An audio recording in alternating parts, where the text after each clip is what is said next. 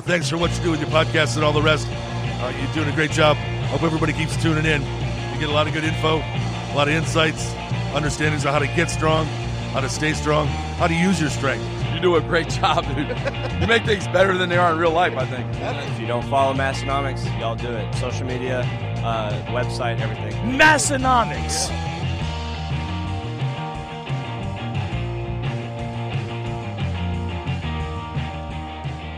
We are back for episode 363 of the Massenomics podcast, the lifting podcast about, you guessed it, nothing. My name is Tanner. And my name is Tommy. We're back, and I think we're fully, would you say we're recovered from the Arnold hangover now? I think we are. Last week, I can't say this too often, but last week was a bit of a battle. Trying to have some enthusiasm because I was running on fumes. Yes.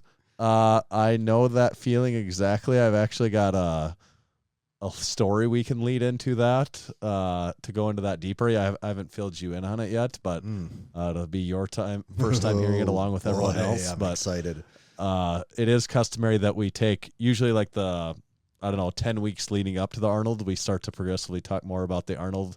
And then I think 4 or 5 weeks following the Arnold. It's a curve, right? We just were at the Arnold. That was the peak. And now it slowly starts coming down the curve. And by the time it gets all the way to the bottom, that's when we kind of start thinking about it for the next year. Well, but this year when it gets all the way to the bottom, that curve actually gets replaced with the Lift Hard Live Easy Classic. Yeah. So you're just on a constant roller coaster, basically. Yes.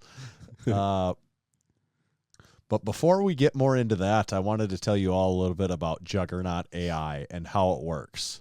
Let me tell you this. It's the smartest program for you. Juggernaut AI is like having the best powerlifting coach in the world with you during every training session, helping you reach your true potential. They have over 50,000 lifters on Juggernaut AI, and there are 15 plus quadrillion program variations. You heard that right. 15 quadrillion plus. How many zeros is that? Nobody knows. It's 1 quadrillion zeros.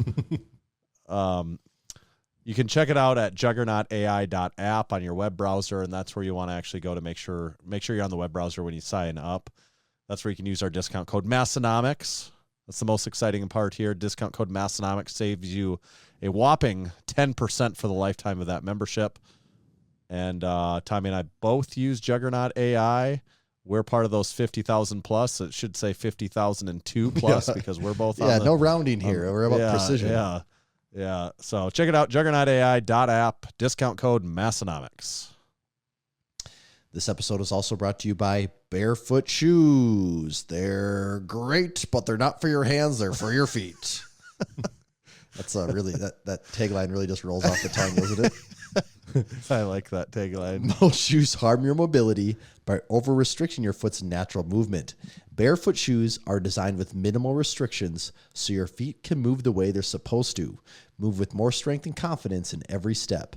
Barefoot Shoes was founded by Chris Duffin, who attributes proper foot biomechanics as foundational to his success in squatting and deadlifting over 1,000 pounds for reps. He helped create the company to provide a minimalist shoe that can be worn for anything from deadlifts to walking your dog. Go to www.barefoot.shoes to check out the best minimalist shoes and boots available. And while you're there, make sure to use code Massenomics to save 10% on your next order. That's barefoot.shoes. Use code Massenomics to save 10%. Thank you, Barefoot Shoes. Thank you, Barefoot, for being great. Baby. Okay. How about this weather, Tanner? Oh, my God, this winter. Did you guys have school delayed today? Did I see that? No. Okay. Some parts, I saw some. No, areas. It was nice today. Oh, was it? It was actually okay. nice today. Well, nice is becoming a relative term. Well, actually here it was very nice. It was 45. No sun. It was like the snow was melting to, like my driveway cleared off today and stuff. It was like not super windy. It was sunny and probably like 40. Yeah. Are you guys supposed to get snow tomorrow? I think an inch, which that's basically nothing. Projecting like up to 5 inches. Sweet. Just And- went, and I oh, say- thank God, finally some snow. And I say, great. We really needed this moisture. I'm really actually more concerned about farmers now in my life. I just think, God, we need this moisture. That's what I Finally, think we all the get time this now. place. Yeah. This winter is really turning into a pretty bad one. Like, It's just not ending. Like it no, should be. this it is should be kind of winding like, down. this has definitely turned into sort of like a once in a decade at least, like Mm-hmm. maybe worse even, just the duration. Like there's been more severe winters, I think, with like more severe storms, but the duration that this goes on for and like the continued snowfall is getting ridiculous. It is. It's. I'm sick of the snow removal. I And think we all might that have made stuff. some comments in November about how it was kind of nice, and we'll probably pay for this. But we for Yeah. sure have had winter in December, January, February, March. There's a good chance it'll be April, November. You get signs of it. I mean, that's 6 months of winter essentially. I can handle what old man winter throws at you in December and January and February. It's to be But once you expected. get through that, you're like, no, you're not playing fair anymore. Like you're taking cheap shots at this point. It's like almost the end of March. There's like a contract here. Like we shake hands and we agree that we're going to put up with this shit. Yeah. But like the agreement is it doesn't go hard in March still, we should be getting a break then. Yes. Oh boy. You always think like, it's at least it's March. It's gotta go away pretty soon, but it doesn't seem to be like going away pretty soon. I've lived in Sioux Falls now for what, 3 months or so. I've still And haven't never seen seen the the ground ground. anywhere. I don't Yeah. know what this place even looks like. Yeah. I don't know where they're gonna put all this shit. Nope. Don't know where it's going to go. But I'm No. just glad there's some moisture because we really needed it was what I That's was. true. That's a good, concern. really good point. I'm really thankful for the moisture for Massenomics basement Massenomics gym this spring to see what kind of hell's unleashed Yeah. from this Just bubbling up from the this earth. ticking time bomb that is the feet of snow surrounding everything. More to come on that probably. Yeah, you got later. that to look forward to, I guess. Yeah, gonna give me a few more gray hairs if I'm not careful. So I got to tell you what happened last week after we recorded the podcast. Oh, before you go, because you have a good story, I'll just add Yeah, to this the is fact how you did say when I was editing the podcast, I forgot you had mentioned, you're like, you have like a superhuman power. You can just fall asleep in seconds. Yes. And that happened to be multiple times that week where I'd sit down with the baby girl, give her a bottle, and I would be Yep. falling asleep within like 10 seconds. And my wife's like, seriously, what's going on? I'm like, I can't help it. I am that tired. It's just, you don't get how bad this is right now. It was until about like yesterday, today, that I've actually come around from how fatigued I was from the whole thing. And like this story leads into that actually. So as we were recording the podcast last night, I sat down perfectly fine. As we recorded the podcast last week. A week ago today. I sat down, no ailments other than being extremely fatigued from the Arnold and just being tired. I sat down, not a pain in my body outside of the typical ones from lifting and such. But if you watch, I haven't watched the recording, but if you watch back, I start to fidget. I know I was fidgeting more towards then, and I was like trying to like cross my legs and do stuff I don't normally do because my foot all of a sudden, I was like, it was just maybe in like the last 15 minutes of the podcast, I was like, my foot hurts. And like, I was like, I don't know what's going on. Did my foot kind of fall asleep? And like, my foot was like throbbing and like feeling worse and worse, but progressively worse. And by the time we were done, I was like, okay, my foot really hurts bad right now. My left foot. And I went to go get up, like once we hung up and like to take my first steps in a couple hours, because, by the time we sit down till we get done, it's like a 3-hour thing actually. So in that 3 hours, when I sat down, I had no pain in my foot. When I got up, I went to take my first step. I literally could not walk on my foot. Whoa. And I tried a couple times and I was like, I thought my foot was asleep or something weird. And I'm like, I cannot put any pressure. Like I couldn't even like limp on my foot. I went to my hands and knees and ended up crawling up the stairs and woke my wife up. And I'm like, something is messed up right now. I don't know what is going on. And my foot was swollen. Like the top of it Really? was swollen and red and it was hot. And I'm like, this was at about later than 11 at night, and I'm extremely tired. All I want to do at this point is go to bed.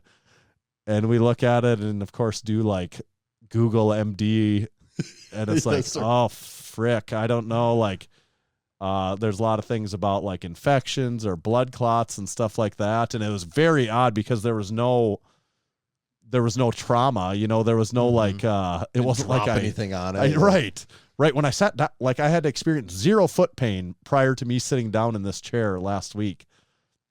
And, I'm like, my wife was like, you maybe should go to the emergency room, like just to make sure it's not something like severe, because normally I would say, no, I'm just going to bed. But I'm like, oh, this is so uncharacteristically odd. Like it felt like I sprained my ankle severely. Like I've had really bad high ankle sprains. It felt like a combination of I sprained my ankle and broke the bones in the top of my foot. Yeah, that is really weird that it actually hurts too. That it did. I mean, I could see if something weird's going on. No, my foot's red, but no, I could. When I say I couldn't put pressure on it, I could not actually walk at all. I got my crutches out to go to the hospital. Like I couldn't put any pressure on my foot. Like I couldn't. If there would have been a bear chasing me, I would have died immediately. Start like I couldn't damn foot and finish me off. I like could not have, if I needed to get 20 feet really fast and my life depended on it, I would have died because I couldn't like literally. It felt like my ankle had been broken like 2 hours prior. So I at like midnight, when I'm very tired already, I went to the emergency room and they do did blood work. Determine it's not an infection, so that's good. Do X-rays. My foot's not broken. I guess that's good. Not surprising. Like I'm like I don't know how my foot broke sitting down, and also the whole time I'm thinking, so I get hurt now just by sitting. I'm like. My own body's revolting against me. Yes, I get hurt. Like it's not just the lifting, and it's not the torn ACL, the torn bicep and stuff from lifting. I get hurt from sitting in a chair for too long. Well, podcasting actually, you were podcasting, right? So they did an ultrasound on like my whole leg, and they said, well, the blood clot doesn't seem to be an issue. There's no clotting going on. Basically everything in my blood work. They were in agreement with you that something looked off though. Like, my foot was like, no, my foot was visibly swollen. Also, this is after we get through the thing of, this is midnight or later. I look the way that I look with my hair and my beard, and I'm wearing the tie-dye Huck Finn, I partied with Huck Finn barbell shirt. So, the first questions are like... He partied with Huck Finn barbell. That's what it was. This is normal. No, the first questions, and there's like, do you... Like, this is not this was an honest question, like asking, like, have you been drinking a lot? And I'm like, explain the Arnold story where I'm like, well, like 3 days ago, I'd been drinking more than normal and not even like in extreme excess, but explain that. And they're like, do you like... shoot drugs in your veins? And like asked basically just like that. And I'm like, well, given the situation, that's actually not an unfair question, probably. But I'm like, no, I don't. I never have. And, and I think we get to the point where they're like, okay, this person's probably not lying about any of that. So we can rule out that stuff. And then, I never actually, that night I was there till probably 2 a.m, so tired, but my foot, the longer I sat there in one of those hospital chairs, my foot was just hurting worse and worse. And they'd come in and do something, and then they'd leave for a while, and I'd be sitting there for like 20 minutes just thinking about how bad my foot hurts. And, eventually she said, we can't say exactly what it is. We can tell you it's not an infection. It's not a blood clot. Her best guess was that it is... was my first experience with like a severe case of gout, which I don't know if you know what that is. But barely, just from my wife telling me about it. Right. And it's like a buildup of like, I think it's uric acid in joints. And like a lot of people experience in their big toe, and that's not where I was experiencing it. So she wasn't really positive that that's what it was even, but that's what she thought. And maybe after looking at it, that does make some sense, but a lot of times your uric acid levels are elevated in your blood, and she could tell that wasn't the case, so not really positive. But then, so I went, took whatever ibuprofen and stuff, went to bed that night, woke up the next morning, and I could walk. I could limp without crutches then. One day later, I could limp without crutches. Like there again, if a bear was chasing me, I could have like scuffled away at least this time. Like I could put half my body weight on my foot, and it hurt. It felt like I sprained my ankle a week ago or something like that. Went to bed that night, woke up the next morning, felt like maybe nothing ever even happened. Really? It just passed completely? It was just gone that as quick as it came, within 2 days. One day later, it hurt a decent amount. Like I couldn't have done a squat. The day of, if I would have put a 135 squat bar on my back, I would have collapsed into a pile of rubble. The next day, I don't know, I couldn't have done a squat workout. 2 days later, I could have done anything in the gym and like a max out deadlift, and I wouldn't have noticed anything on my foot. Weird. Yeah. Wow. So maybe that's what gout is, and I guess what I decided is like I do not want to get gout again. Gout can be thrown off by like odd things in your diet and alcohol and stuff. I'm like, well, we did spend like 4-5 days on the road of eating like we just did shit. Yeah, a week of odd days of odd diet and alcohol. Like that's wow. Yeah. So, Man. and I've never had that at all before, if that's what it was. Like, I've never had that before at all whatsoever. But I don't know if that's, like I said, if that's what gout is, I now suddenly feel differently if someone tells me they have that, because I'm like, oh, that fucking really hurts bad. Like, that felt like my ankle was broken, but I'm not sure if that's what it was. But moral of the story is don't get whatever that was. Don't get the gout. If that's what that is, or whatever it is or isn't, that was the oddest ailment I've ever had. Like, in the sense of how severely painful it was, but yet how quickly it went away 100%. Yeah, that's really unusual. I guess if more injuries were like that, where they just magically cured themselves in about a day, like that would be nice about some things. But, maybe the fact that they come in that fast is also... Now that I'm thinking about it, maybe I'm an X-Man. You're Wolverine. Am I Wolverine? am Wolverine. Is this how Wolverine found out he was Wolverine? He got gout, but it went away really quickly. I think that was his origin story. Yeah, he's like, it's the gout, and then he just recovered, and he's like, I am Wolverine. I have to be honest, I didn't really know at all what gout was. I thought it was more of a gross thing, like maybe like a fungal type of thing. See, in my brain, when I hear gout, I think shingles, and I actually don't know what shingles is either, so I can't actually answer that question. See, those two are relatable in my mind too, like where they're kind of like these like gross things that you get. But now, like that I know about gout, I'm like, it's something inside your body, and it apparently just affects your joints. But there's something about gout that makes you sound like it's this like gross. I think it's the way the word foot sounds is what it is. Yeah. Isn't that one Adam Sandler, Lunch Lady Land, because she has a bad case of the gout? Yes. Yeah. Yeah, but I would associate that with like like shingles. Like, I don't know exactly what those things are, but they all sound gross and like I don't want them. Yeah, I think they're all bad, and you don't want. Yeah, I think you're right. Yeah, like most diseases, you don't want them. Yeah. I haven't been keeping up on the Discord, but even just scant saying someone experiencing the same thing. So that probably is what I had, but damn, that is a game changer. Like if that was, and I do think it's a lot caused by diet and stuff. If that's what, if that's what like drinking beer did or does to me, like, beer would be off the table. Like I would be like, if I could like draw a line of like, if I have X, it does that. I'd be like, X is no longer something I have anymore. That's not happening. Yeah. If eggs caused it, would you be like, I'm done with eggs? Would you go that far? I would have to, because I mean, it's debilitating. Like, I'm like, I can't not walk. As much as I want to eat eggs and it's a staple in my diet, walking is still pretty essential for me to like do anything. Like I had to use my crutches, like legitimately, like I couldn't have gone somewhere without, and I walked into the hospital. I feel like such a dumbass. I'm like, something happened to my foot. I'm self-diagnosed. Here's my own crutches. Right. But I'm like, I could not have got in here. I would have crawled through the snow on my hands and knees without these crutches. Yeah, that's not good. Hopefully that stays down forever. Yeah. It's just a one and done thing. Yeah. But part of it, I think, like whatever it is, whether it's that or something else, some of it is just like the extreme fatigue from the Arnold, though. Like you I just kind think that's of a run part your of body it. through the ringer. It does. It just brings out the worst of whatever exists in you somewhere. Yes. So that was, if you couldn't tell, that's the thing I had written down, foot. That was the foot thing. All right. I'm learning something here. That was the foot thing. That wasn't the only news, big news this week.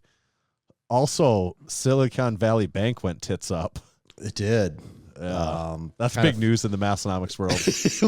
We've been really eyeballing that one. We've been very concerned about that. We have that's our banker of choice, so it's been really hard on us this week.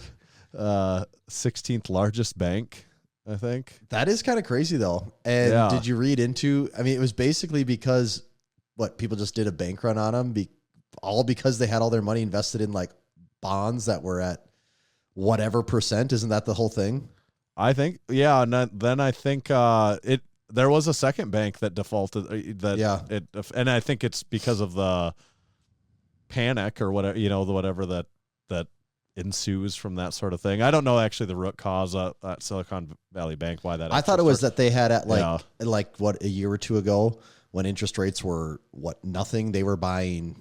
I know financial people are going to be like, this guy's an idiot, but they were buying bonds at like 4%. Well, now 4% bonds are like, the interest rates are so much higher. Yes. That they can't liquidate or cover based off of whatever that is. And someone saw that and people started pulling assets out, pulling money out. And then you get enough people doing that. And they got a lot of like high value depositors and stuff like that. One thing sort of related to that I really liked is someone sent it to me. It was a TikTok from, I don't know if it was a representative or a senator, and I don't know if they're Republican or Democrat, so that goes to how much I don't give a shit about that part of it. But it was just a really good TikTok, and maybe it was from North Carolina, or someone will probably know on the Discord. They probably saw it. But he just put out a TikTok, him talking over TikTok, like a well-edited TikTok of just a very simple explanation of like the most layman terms explanation of what's going on and why it's happening. And I was just thinking, man, this guy has it figured out in terms of speaking to the people from the seat of a representative. I'm like in how simply he was able to put it and how eloquently, and like by using TikTok, I'm like, they should all be doing this. Like, this is like one of the better things I've seen come from a politician in a long time. And it's just one TikTok video. And I don't know, maybe the guy sucks. I don't have an opinion outside of that, other than I thought that was a really good. Other than he's killing the TikTok game. Yeah. I was like, and also this just makes a lot of sense if you're someone that's trying to get people to vote for you that are, under 100. I'll have to track that TikTok down here. Yeah, anybody know? I don't know. Somebody would maybe mention it. There'll be 50 people listening that already know who it was, but yeah. I think it was a North Carolina senator. One of the Carolinas, north or south. Can't keep those straight, right? Yeah, well, what's with taking your states and like calling them the same thing, just dividing by north and south? Into them. Yeah. Talk about confusing. How would anyone know which one is which? Yeah, it's just one of them. Why don't they just combine them and make them one state? What about a little can action? How are you feeling about a can action? I'm feeling thirsty. And we've got another. Speaking of the Arnold, this one comes to us from back from the Arnold as well, right? Yes. Once again, I do not remember who gave this can to us. If it was the same person that gave us the other ones, but this is a very special one. And because how do you say it? Protocol spiked protein drink with alcohol in it. So this is Pineapple Pump, 8% alcohol, 11 grams of protein. Oh yeah. Yeah. It is. Protocol is spelled like alcohol, like and I like on the side of it, just a few guys from Erie, PA set out to make the most unnecessary drink of all time. And they did it. Yeah. 8%. If we crack this thing and I drink this, I'm going to be feeling halfway drunk by the time I go to bed tonight. And your protein synthesis will be really taking off, firing away. 11 grams of protein per serving. Per serving, how many servings? 1 can. Okay. Well, that's why you drink like 5 of these to get a little extra protein in. You would be sitting pretty good. Hopefully this doesn't flare up the gout, right? Oh God. What if it's am I scaring you now? Yeah. I hope it's not spiked protein. Says, warning, this product's known to cause gout. Pineapple pump. I'm excited to see. It certainly smells like pineapple pump. I can tell you that. Big pop of pineapple pump. I would also it matches my shirt. I should be on record saying I'm not a huge pineapple fan, so I'm not sure if there's other flavors, but this probably wouldn't have been my first choice. You're not a big pineapple guy? I'm not usually a pineapple guy now. Wow. Ooh. Wow. There's a lot going on there. Oh, man. You can definitely taste the booze in that, can't you? And the pineapple, too. Yeah. I think. Oh, wow. That packs a punch. Holy shit. That's stiff. I think if you told me this was a Four Loko, I'd believe you. Because I'd be like, I haven't had one of those for a long time. I think that's how that tastes, yeah. Wow. That is interesting. Holy. The ingredients: alcohol from sugar, water, some other stuff, whey protein isolate, of course, some more sugar, stevia, monk fruit extract. Oh, also contains milk, Tanner, in case you're worried. That makes me feel like this would go good with pizza. Would it though? Would this go good with pizza? No. This would not go good with pizza. I'm not going to lie. Maybe it's just not my vibe right now, but this would be like I would need to be partying to get this down. Yeah, I'd have to be really partying to get this down. I can't hold all my punches on this. I will not be finishing this tonight. No, I won't either. It's not a sipper. It's not a podcast sipper. I can tell you this is not. That's fair. That's fair. This is not a podcast sipping drink. Like I could totally drink one of these, just not during the podcast. Son of a gun. And also I'd have to look for a flavor besides pineapple because before I even tasted it, I was afraid of the pineapple part. I really like their marketing and their approach on this, though. You know, I got to give them kudos for that. The can looks good too. Everything is calling it set out to make the most unnecessary drink of all time. Like that's what that's the route you go on this. You say, yes, this is ridiculous and unnecessary. But here it is. It's like a drink spotter. Yeah. It's ridiculous and sometimes not completely necessary, but here it is. You want one, don't you? Mm-hmm. In all of its 8% glory. Son of a business. Oof. What do you give that? I don't know. Probably like a 1. You know, because 0 seems too low. I mean, it's not piss, but I'd probably give it a 1. I don't like pineapple, so already if it's pineapple, it's probably going to get a 2.5 at best. And then you put protein and 8% alcohol in it, and it's getting just every one of those is knocking it down a peg. The best thing you can say about it is that it's not piss. Well, it's not piss. If I was to say something positive about this drink, it is not piss. Yeah. It's not warm piss. Put that on the can. It's not piss. Better than piss. I was going to be nice and give it a 2 because I feel like I never give anything even that low, but I'm going to go like a 1.5, although I guess I would caveat it with there's probably an appropriate application for this drink. It's just I could. I'm just not in the mood right now, man. It's just not there for me. And like I said, I'd be actually, you know what? Before I complain too much, I got to find out if there's other flavors of this. I also think some people would love this. You know, like this. Like some people would be. I'm glad they're making it. Someone's got to do it.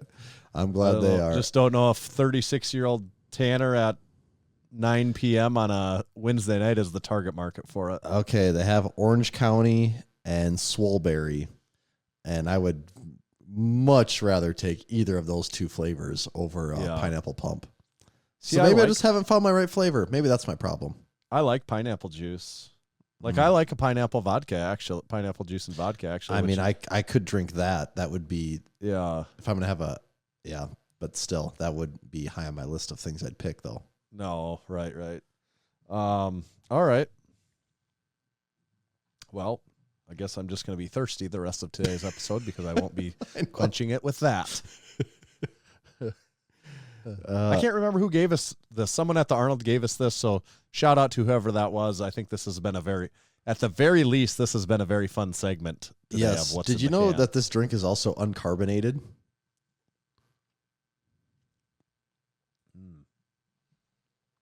I got to go back and find out again. I'm looking at their website. It says it's uncarbonated.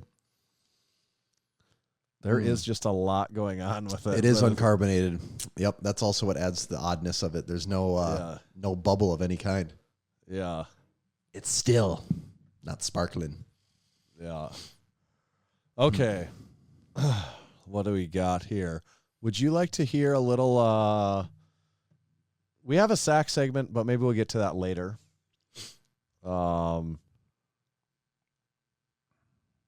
Let's see. What about supporting our supporting members? Are you familiar with that segment, Tommy? I'm very familiar with it.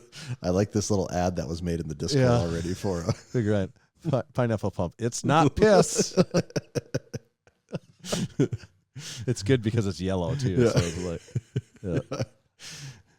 like, supporting our supporting members. Big week for our supporting members actually this week. And what this segment is, it's a relatively new segment to the podcast. We have supporting members that choose to support Massenomics. As long as we're talking about it, we'd love to have you become a supporting member if you're not already. Join the crew, get involved. You get access to our online Discord community, a community full of like-minded individuals that kind of have fun, silly goose time all day, day in and day out. Whenever you want to, you can hop in there and there's something going on. You also get access to private discount codes that are only for our supporting members. You get information on upcoming drops, early access on drops, a whole bunch of stuff. We send you special gifts from time to time. But one last thing we do is allow you to put your finger on the pulse. Yes, for sure. It's a whole another level of Massenomics. If you like the podcast, you'd like being a supporting member. And one other thing we do each week is we give back to a few of them in this segment. So Big Andrew Montoya, he finished 13 at the Arnold Amateur Strongman. We talked about seeing him there again this year and talking to him, but I don't think we talked about how he actually did. He finished 13th. He's always very competitive in the heavyweight amateur strongman circuit. Mm-hmm. Big Nick CCA, the agronomist himself, he competed in a powerlifting meet this weekend. He had a 585 deadlift and don't know his other numbers for sure, but he ended up with a 1,615 pound total. That's awesome. Yeah, that's some big weights. Not messing around there. Okay, then we had a few more people competing too. All right, Big Hatchimal competed at a meet in Arizona, and he competed along with fellow crew member Big Tim. So 2 crew members competing together at this meet. I'm not sure about Big Tim's numbers yet, but Big Hatchimal did a 402 squat, 314 bench, and a 420 deadlift for an 1136 lifetime PR total. Nice. A lifetime PR total is never bad, is it? That's moving things in the right direction. That's right. Then 2 more crew members lifting together in the same meet. This is a different meet than them. They come in pairs. Yeah, Big Hat and Big Brand competed together also. Big Hat, and I like to think that they didn't know that they were competing at the same meet, and they show up and they're like, he's wearing Massenomics, he's wearing Massenomics. I'm like, I kind of recognize you, I kind of recognize you. And then they figure out that they're both crew and they have a jolly time. Oh, yeah. I know these two got a picture together and everything. It looked fun, looked cool. Big Hat hit a 462 squat, a 308 bench, a 513 deadlift for a 1284 total. And Big Brand hit a 573 squat, 413 bench, and a 733 deadlift for a 1719 total. There's some over numbers. 1,700 pound total, yeah. So good stuff this week from the supporting member crew. Yeah, good work, guys. Absolutely. Also, good work too. Actually, I've changed my mind. I'm gonna let you guys all listen to a little something. This is the Strength Company. We've set out to build a better barbell plate on American soil. We ended up here at Wisconsin's legendary Wapaka Foundry. With over 60 years of ironworking experience, the foundry had the knowledge, technology, and processes to build our weights to our exact specifications. The Strength Company plates are slim but rugged, smooth but easy to grip, and electro-coated for durability and to look great in your gym. This is the next generation of American iron. Only available from the Strength Company. I can verify we just got 2 new sets of 45-pound plates, and they are, in fact, smooth but rugged. So that is not just something a catchy thing to say in an ad. It's true. Would you also say slim and easy to grip? Yeah, definitely slim and easy to grip. Good. Well, what YouTube video are we posting this week? Is yours. it that one or is it the okay? We'll do yours. So there'll be more on that in the YouTube video that comes out tomorrow, actually. So yeah, maybe we'll even talk about that a little bit after our guest. Yeah, touch on that briefly. There we go. We just have so much content coming from all directions that this is like the Massenomics content house factory. Is just, it's hard to keep up with these days. Pumping it out left and right, aren't we? Yeah. Where do they hire all these people to do all this work? Yes. I don't know. Unpaid interns, I guess, right? Yeah. Okay. Is it time for our guest, or where are we at here? Yeah, either do you want to read an ad or go to guest? We could do that either way. Let's go to guest. Okay. So should we boot off the Discord crew listening along live? Let's give them an axe.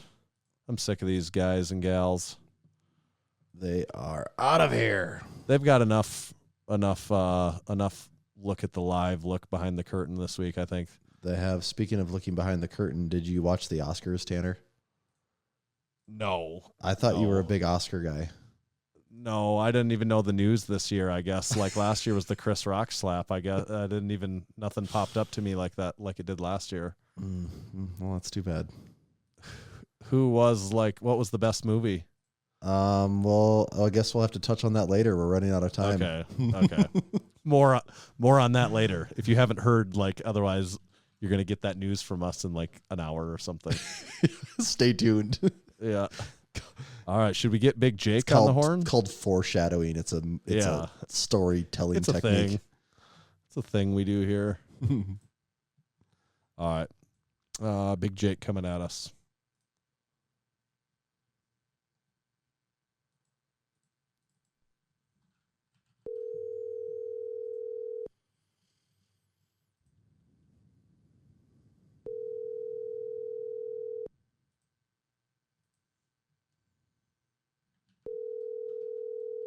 Maybe.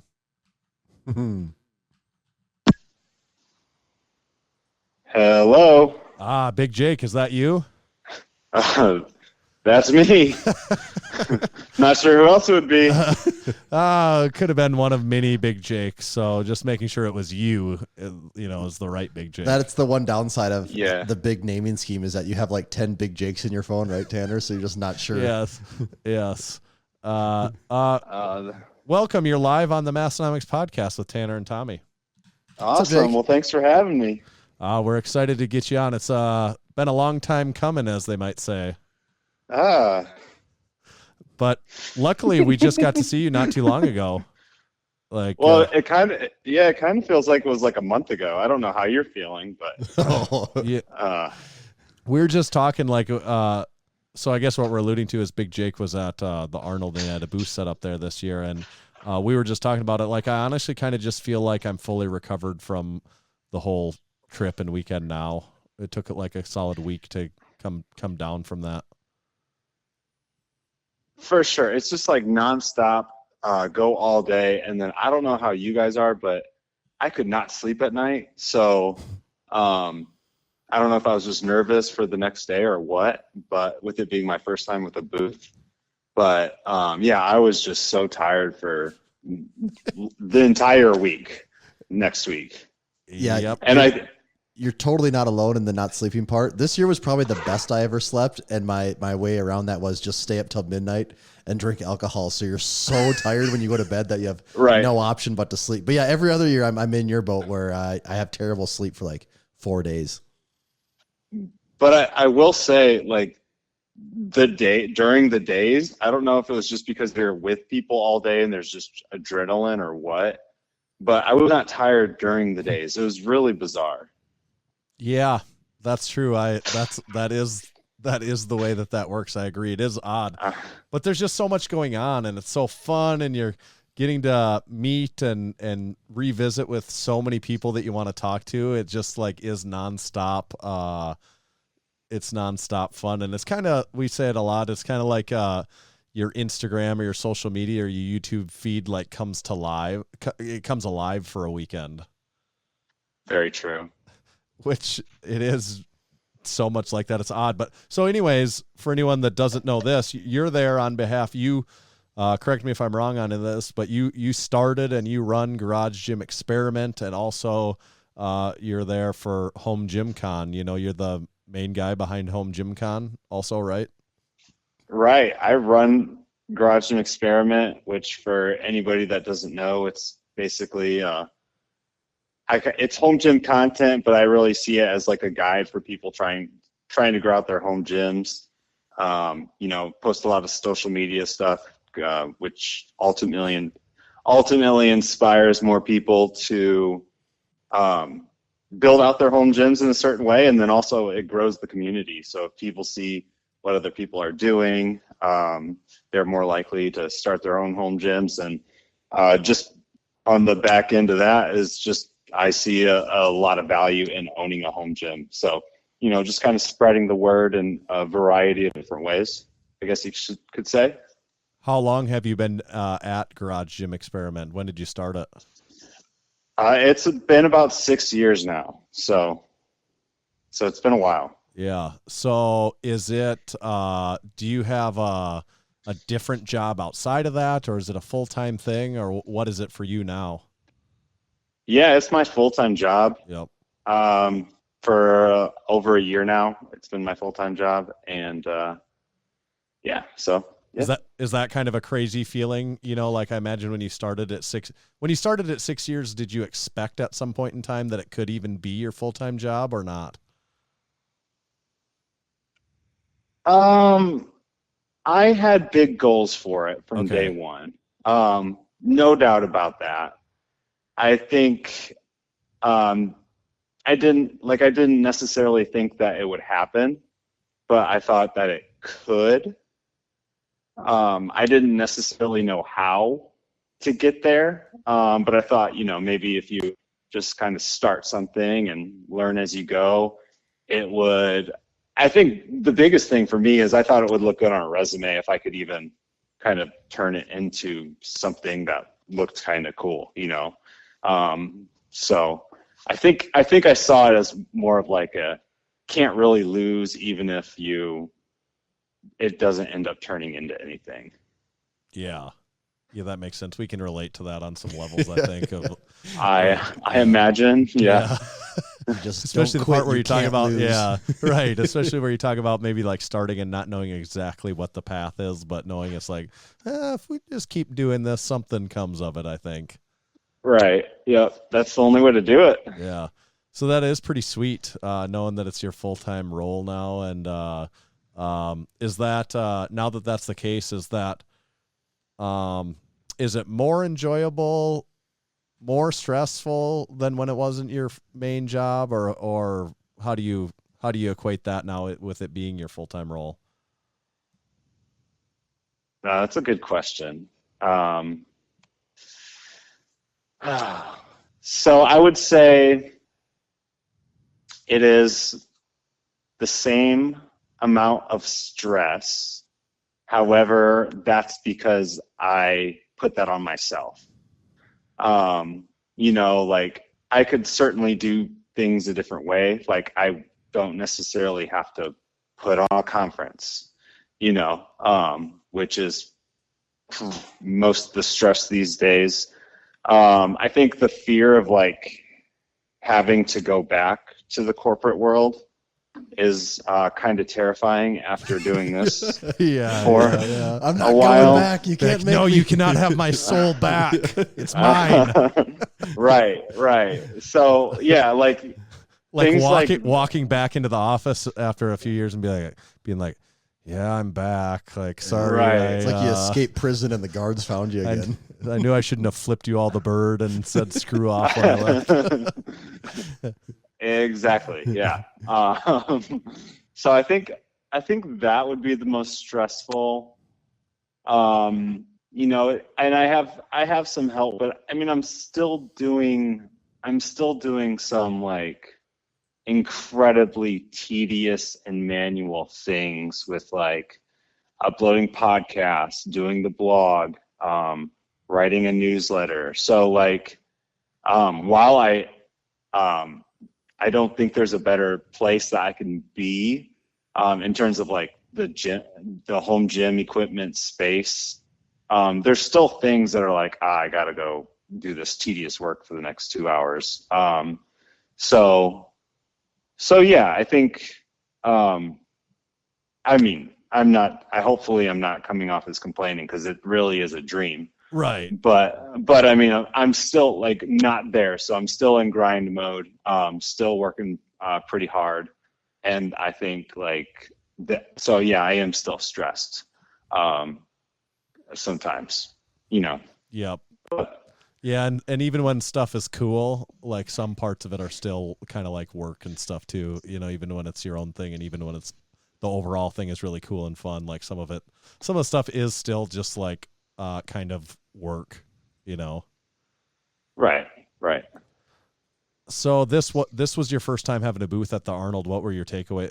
Did it meet your expectations, fall short, or what did you think of your first year with a booth?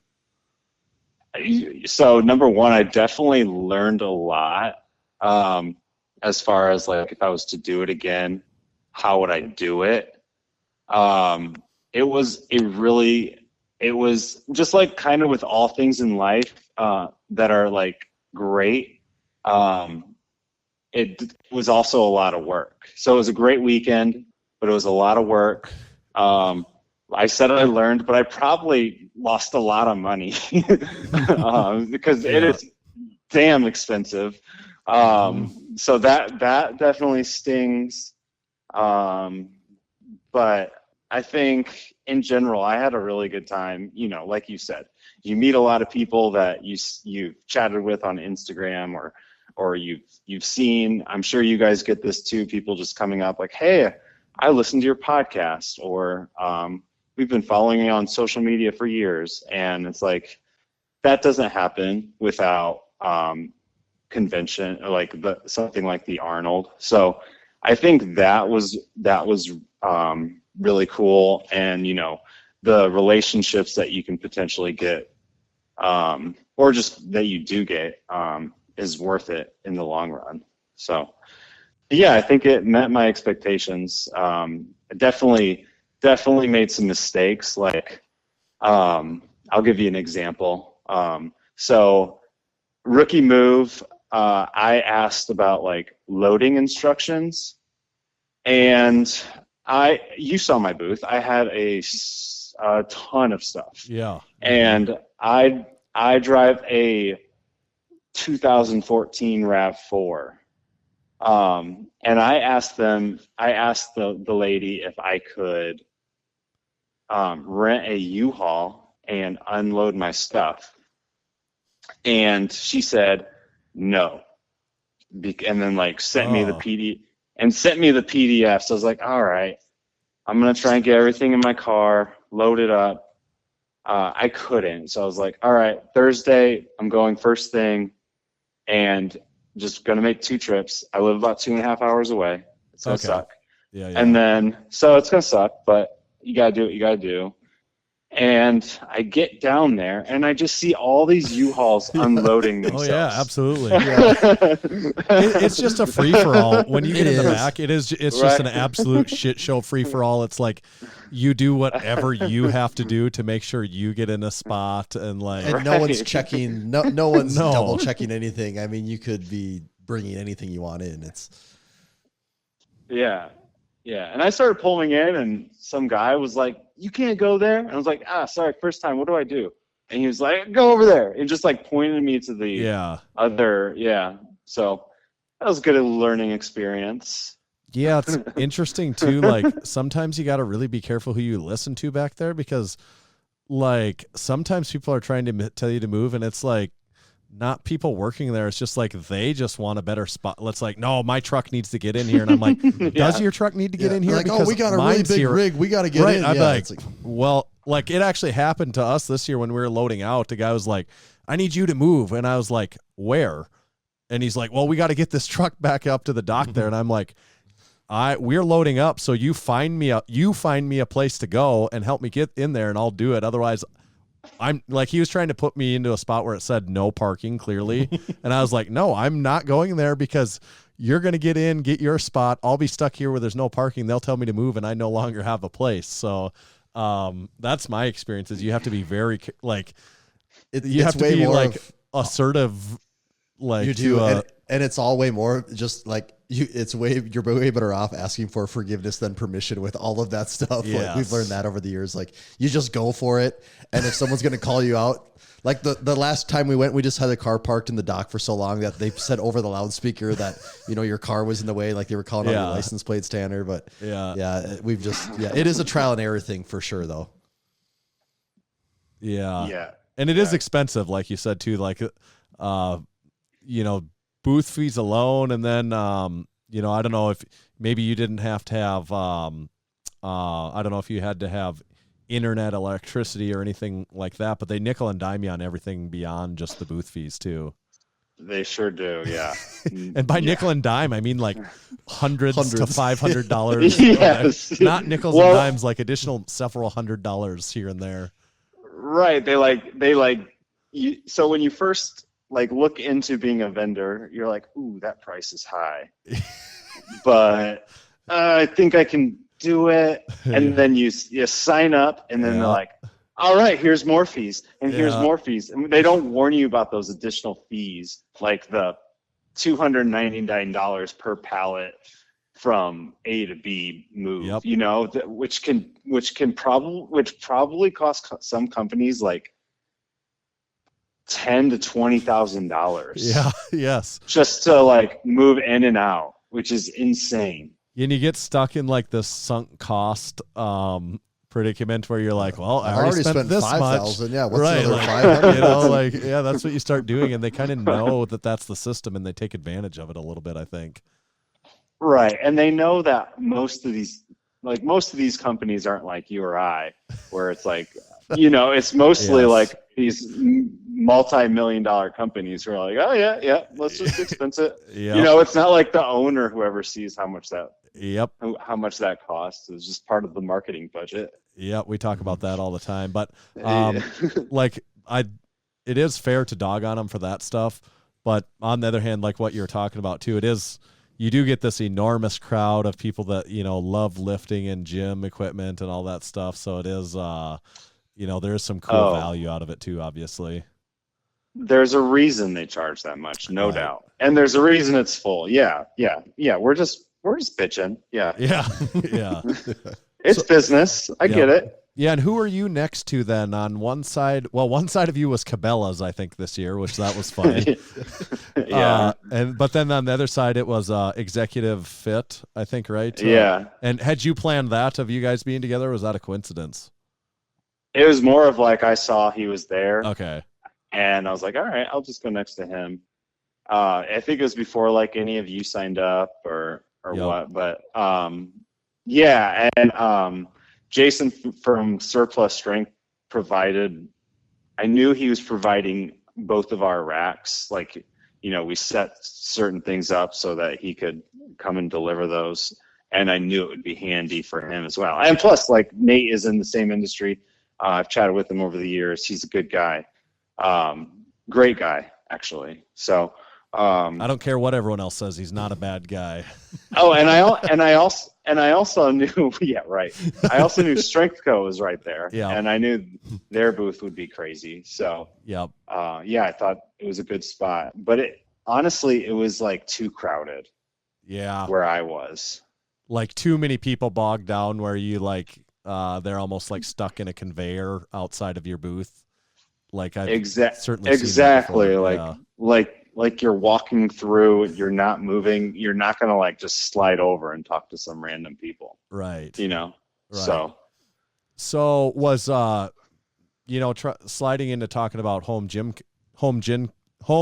con a little bit, was that like, was your primary reason of being there like to raise additional awareness about home gym con, or is that part of it? Or the primary goal was to spread the word of home gym con. I think we definitely helped, and I also thought part of the thinking was like, if I'm going to put on a conference or convention, I should know what it's like to be a vendor. So I thought that was definitely a valuable experience that I can share. And just knowing a lot of the people that have signed up for Home Gym Con have never been vendors. So I think that helped me as well. So would you say the most valuable part though was learning how to nickel and dime all the vendors though? Was that? Like, I know all the secrets now. Got some real creative ways to do this. No, that's what I don't want to do, so that they do Home Gym Con instead of Arnold every year. So what is Home Gym Con? When, where, who? What's the nuts and bolts of it?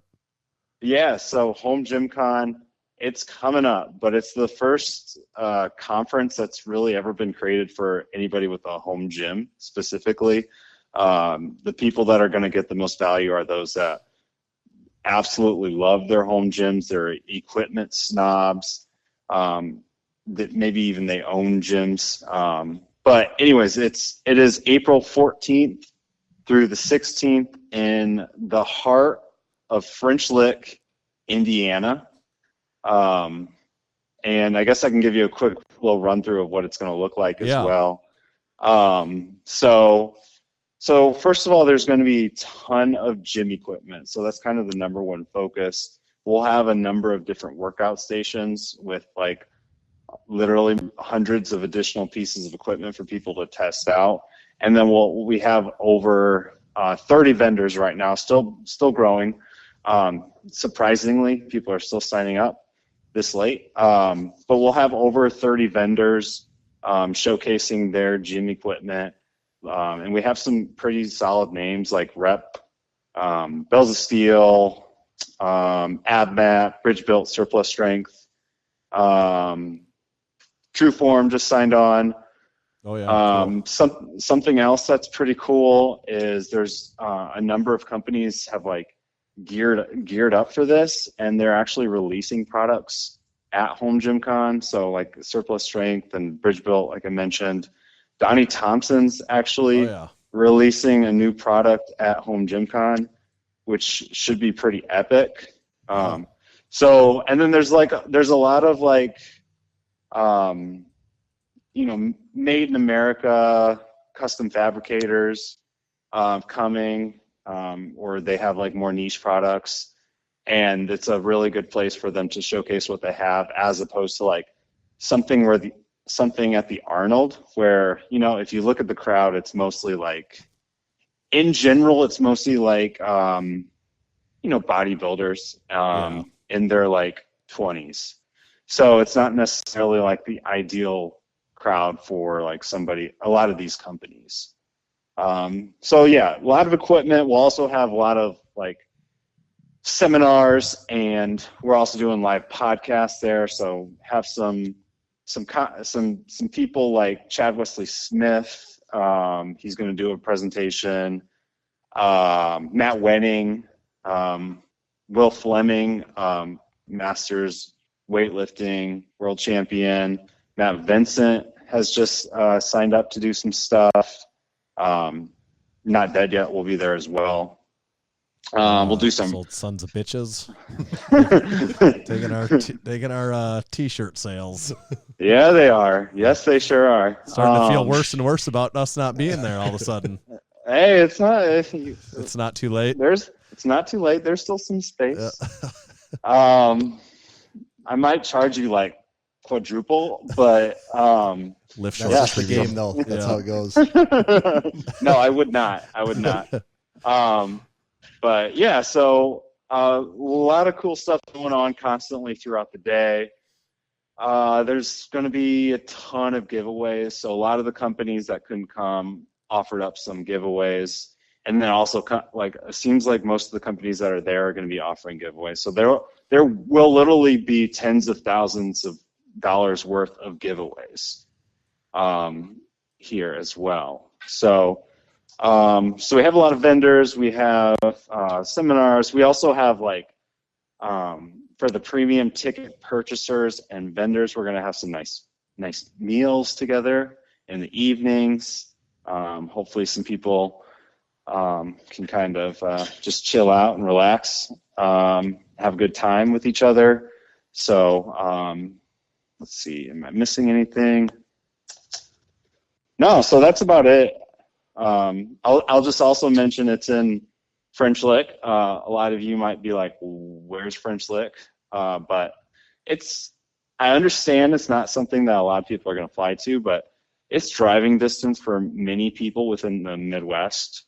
And really chose this location because it is,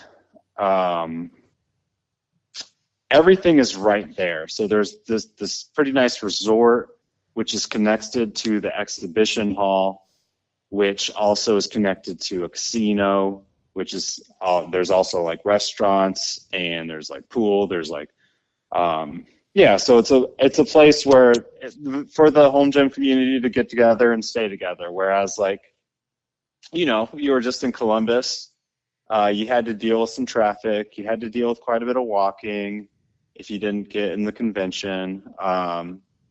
Even if you flew in from the airport, you had to probably drive 45 minutes. It's a little bit of a different vibe than your standard convention as well. So there. Hopefully I didn't get too salesy on you, but that's the general pitch. That's good. One concern I have, I guess, without our presence there, though, I'm worried that there's going to be an extreme lack of awareness, generally speaking, when it comes to beverage safety with all these home gym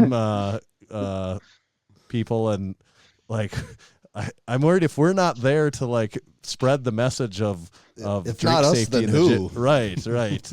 Like, I just picture a lot of spilled drinks at home gym con without us there. So I'm a little worried about that. But other than that's like the one hole in the whole thing, I think. Other than that, it seems really good. Yeah, if we had more drink spotters, it would definitely probably draw a larger crowd, and they'd also be safer. So maybe we'll have to figure something out. We'll have to talk to you, though. We do have a new product coming out at hopefully at the tail end of this month. So maybe is there still time to send you something for more prizes? Oh, for sure. Yeah. Okay. Yeah. Also the perks of, like, a smaller convention is, you're dealing with me. Right. It's not like yeah. So who the hell's Kristen and what is your job exactly? Like right. Yeah. So yeah, I'm very, very flexible when it comes to stuff like that. And yeah, I would love to. Okay. We'll see. We'll get with our marketing department and see if we can. Well, if sales even allows it, first we got to get it run by sales, and then marketing. And then you got to get past the VP. Yeah. There's levels to this. Yeah. How long ago did you first have like the first idea where you're like, we should have a home gym con? Like, was it 6 months ago, a year ago, or 5 years ago? No. So it is something that I have thought about for years now. So it's always been in the back of my head. I know this is something that you can potentially do within, like, your own niche. And it's something that, like, excited me, but it was like, dang, that sounds like an insane task. So I've had a few people, like, over the past few years say, hey, you should do this. And then I was like, I don't know. And then like COVID happened, and that kind of like shut down conferences for a while. And then it was probably over a year ago, a larger company, I don't know exactly who they were, but Garage Gym Experiment's pretty well known for doing surveys within the community. But somebody approached me and was like, hey, we're looking to do a home gym conference. And we would like you to poll your community. And I was like, dang it, there goes my idea. Mm-hmm. Or there goes something I wanted to do. And then and then like some time passed, like still not here. And then, Kyle from Kaizen DIY Gym is a buddy of mine. Big Kyle. Big Kyle, yeah. He, it was last fall. It had to have been last fall or last summer. And he was like, you should do this. And I was like, I don't know. And then he he mentioned it to me multiple times. Like, I don't know. He was like, I think it could work. And then I finally emailed the guy who emailed me a year ago. And he said that over their analysis, they decided that they weren't going to be able to, they didn't think the market was big enough. And I was just thinking that I know the market's big enough, and I had enough connections within the industry, so where I don't think too many people could pull it off, but maybe I could. Just because, I've been at it for 5-6 years. I've been doing the podcast with company founders, and so I had a really good relationship with a lot of people that run companies that could potentially go. So I was like, I don't mean to make it about me, because I had Kyle truly help push it over the line. I just was decided to go for it then. And then I would say, I remember I went to Kyle and I was like, I'm doing it. And then I think a week or two later, I had plans, and I just started. I think I put something on Instagram, coming soon. And I even went and visited a French Lit, because I was aware of that they did stuff like this. So, and then we just went for it. So it was definitely in the back of my mind for the last couple of years. Didn't think it was ever going to happen though. And then was reminded by Kyle. And then, just went for it. Do you see it becoming an annual event then, or do you need to get through year one before you say that? I can honestly say that already it's going to at least be an annual event for sure. There's enough, there's definitely a need. And then I would say I haven't received any, there's been nobody that's been even if they know they can't come, nobody's been that's a stupid idea. Right. Mm-hmm. And I see the vendors' excitement about it. Surely somebody could come in and try and duplicate it. But I don't know if you could do it more than, at least with this group of most of these vendors, I don't think you could do it multiple times a year. Yeah. Right. Because it's a big deal. But yeah, I just like I said, the excitement of vendors, the amount of people that have signed up already, and then just in general interest. I think if you put it on the calendar more than 6 months ahead of time, it would have been even larger. by like quite a bit, I think. Well, But a big announcement. If it's going to be an annual event, everyone, you heard it here first. Massenomics will hopefully try to come in 2024.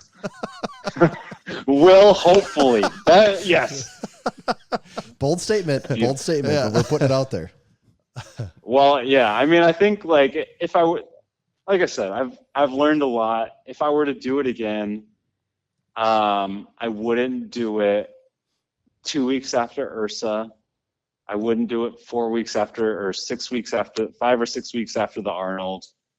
I wouldn't do it the same weekend as FIBO International, which is the big international conference. But I mean, still, like even with that, we've got over 30 vendors. Yeah, it's tough too because there's never a perfect time because there's always like there's right. Yeah, that's hard. Well, honestly, I like decided I was going to do it in October. I didn't want to say like we're going to do it in a year and then somebody beat me to it. Like say, oh, we're actually doing it in April next year. Yeah. So I did feel like there was some sort of rush. Yeah. And I think at the time 6 months felt like a long time, but in reality it wasn't. I think primarily because I started reaching out to companies like as Black Friday sales were happening, and they like didn't want to think about April of next year, and then before you know it, it was the new year. But so I would say it all like a lot of it has been just like a sprint the last few months. After, and I will say, like I mentioned, I had pretty good relationships with a lot of people. When I started reaching out in October, I basically got 13 yeses from vendors, and then went on a 2 month stretch of getting like 2 month stretch of nobody. So if it wasn't for those first 13 vendors that signed up, it would have been like huge panic mode. Right. Right. So yeah, I can honestly say like if like it's already going to be an annual thing. Yes. Like we're there, which is pretty cool. Is there anyone, excluding Massenomics, of course, throws us in the present conversation, excluding Massenomics, is there anyone not going that you'd really like to see there? Say any equipment companies or anything like that? I mean, I think, so first of all, like, I don't blame anybody for saying no. Like everyone that has said no, it was kind of like the larger companies who say they don't have the staff for it, or it was because, you know, like if you're a larger company, you have been budgeted out for a while, and you can't necessarily, like, and when it comes to February, you finally see momentum for the conference. You can't just make a decision about your budget, which has already been made for. So I understand that. And then, like, you know, it's also year one. I was pretty honest, like, I don't know how many people are coming. I don't know. I can't guarantee you an ROI. So, no, I'm not like upset that anybody said no, but I am really appreciative of all the ones that did say yeah, because like I just mentioned, there's no guarantee of ROI. There's no, like, they're sending employees or they're spending their weekend driving to French Lick.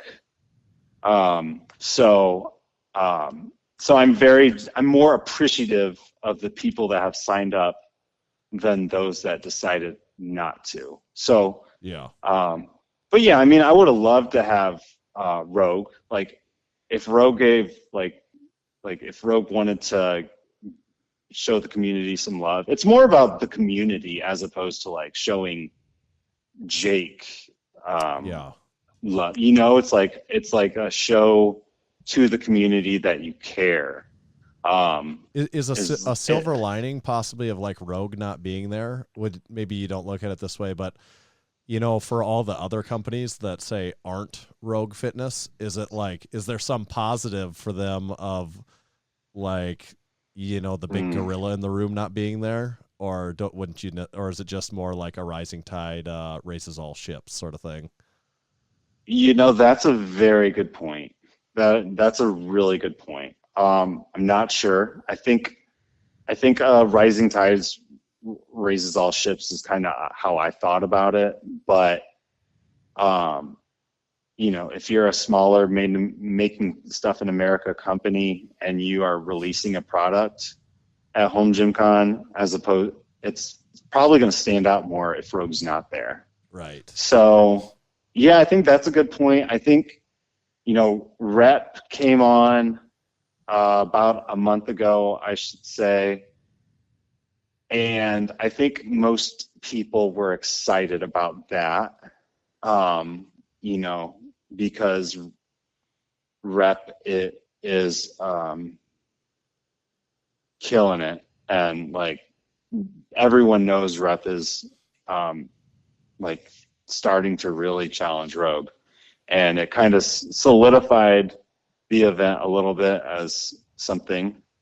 So I think the bigger, the better for all, but I don't know, maybe Rogue's like kind of they're a different beast. Yeah. So yeah, I mean, I would really love for, and there's still some companies considering, like American Barbell. You know, American Barbell has done a lot within like the Home Gym Discord.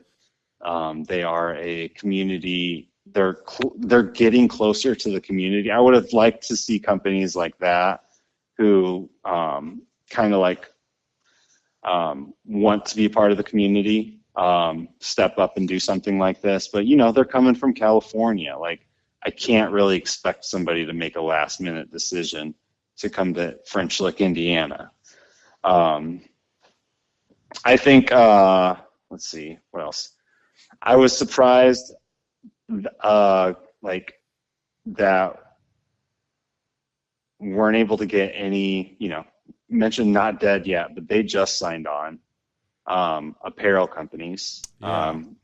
So like none of the apparel companies, most of them didn't even respond. Like I thought that would have been a good opportunity, knowing like that crowd is like I think ideal for a lot. I think it makes sense too. They're people that, I mean, a lot of our listeners and demographic and customers fit into that category. You know, it's a big, huge segment of our customers for sure. Yeah, for sure. And it's just like mostly guys between like 28 and 45, which is it's huge also market. people that aren't like maybe super afraid to spend some money on things at times. If you have a home gym, you're not afraid to spend money. Like right. Right. And you're looking for good opportunities too, or you're waiting for like Black Friday, or I think people are going to be more willing to spend money at something like this as well. There should be a good amount of people offering savings. So, how about in terms, you know, we're talking about the equipment companies. What about in terms of, say, you know, garage gym or home gym people that are producing content, you know, kind of doing the same thing that you do at Garage Gym Experiment is, we talked about Kyle, you know, there's several others that we follow, you know, there's, I don't know, Matt Pendergraph, Kurt Locker, you know, I could continue to name many more of those. Brandon Campbell, of course, in that group. Is there some of them that are going to be there then too? There's a few, and the few that have, that are coming are like all in. So that's really cool, to have like the backing of some like Kurt Locker. Kurt just basically said, I want to help, and then said how he's going to help. And the way he's going to help is monstrous. Like he was like, I'm going to bring everything I own basically for this strongman station. And like he did like cold outreach to companies. Rob Vintage Weights PGA has been promoting it like hugely. Kyle, like I said, Kyle's going to help set up and tear down. You know, he's helping as well. He's made like reels for it, which is just like insane. Like I would never ask people to do this, and it's not really my personality to like ask for a ton of help. And I think for people to just like step up naturally has been huge. So yeah, similar to like the same attitude I have about the vendors. I'm just like more appreciative of the ones that have stepped up. You know, my Adam, Big Adam, who I podcast with, he's, we're like jumping on, he's teaching, and I don't know if like no one will hear this, but like he's jumping on his lunch, and we're just like brainstorming. Sometimes we have good ideas, sometimes we don't, sometimes we get work done, sometimes we don't, but there's been a lot of support. It's not like, this is something that I've learned can't be done by one person. So yeah, the home gym content creators have been pretty big too. It seems like you're saying a lot of good, nice things about the people that are coming, and we just kind of wanted you to talk shit about all the people that aren't. So, but it seems like everyone. Maybe you're not. I wasn't just being too positive, I guess. I don't know if that. I could, yeah. I don't know. There was, I don't know if I should, yeah. Biting my tongue over here. Yeah. But I will say I did send a nice, I would have loved for the Garage Gym Reviews team to come. That would have just been, coming, right? They are not coming. Yeah. No. That would have been really cool. Are they too big for it? I don't know their attitude. I know it was kind of distressing when I saw this on both Reddit and the Garage Gym Reviews Discord. But like somebody posted on the Facebook group, and it was like deleted. They're like, I bought home gym con tickets, and it was deleted, and it just didn't make a lot of sense. And then there was a group, probably I know some in the your crew, who just like were like, that's pretty messed up. Let's just keep posting about home gym con. So they kept posting stuff on Home Gym Con, and then which was like awesome, but it kept getting deleted, and then like definitely somebody that it was probably a week or so after they bought tickets, and they posted, "Hope to see you guys there." His name, I won't mention his name, but and then. Your crew, some people I know, they all commented like, get ready for this to be deleted. And he was just like, what? Why would this get deleted? Mm-hmm. So I thought that was a little messed up. You know what? You need to think, you know what your problem is? You need to add an affiliate code to the referral for buying the ticket. Then maybe it would stick around. So I would have, in all honesty, I would have given them a code and to help them share, and they would earn a commission. But I understand that's how it works. I'm saying that as a joke because it sounds so insane that's what it has to be to promote the message in the community. And also this is their community too. Yeah. Like, why would they not be promoting this thing anyways? That's an odd dynamic, I think, to me. Yeah, I don't know. It is what it is. But I mean, the same thing happened on Reddit, and someone posted, "Hey, got tickets," And then somebody commented, a mod, they said something along the lines of, I wouldn't normally let this fly. So they let it fly. They kept it up, which is cool. But like, I don't understand the issue. Somebody said they bought home gym con tickets. Why it's not like I'm competing against Reddit. Well, that's a really odd, like, scarcity mindset to take on that. Like, it's just home gym con against big reviews. Yeah. Okay. I don't know. What about your podcasting? Because how long have you been podcasting now? And then also, is there just Garage Gym Podcast Network? Is there a whole kind of network behind it now? Yeah, so we did. Yeah, so I've been podcasting. Let's see, what is it?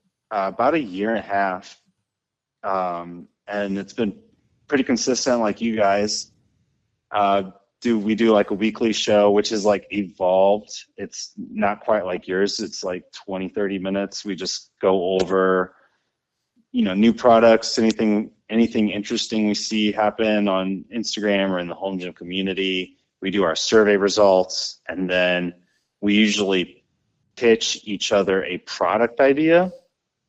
Most of the ideas are just terrible, but it's kind of fun to do.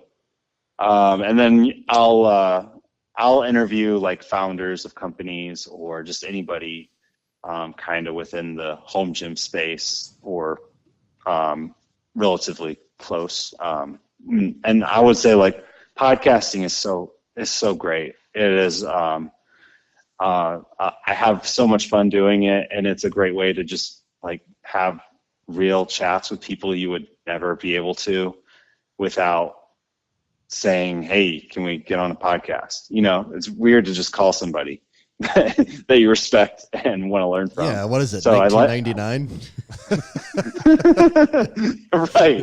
Right. I mean, I feel weird right now sitting in with my headphones on. So let me ask you this. You guys switched to Riverside and you still go with the phone call method. Why is that? We don't use Riverside. That was. Oh, you don't use Riverside. We used it. That was an experiment. Yeah, we used it as one, and we realized it was a hot disaster. What we're trying to do, it wasn't working for what. Oh, gotcha. There's one episode in there where it's one of our. I don't know. It was the first remote episode we ever did was with Riverside, and it was not fun. So now we actually record video and audio completely separate on both of our ends, and then we edit them both together at the end.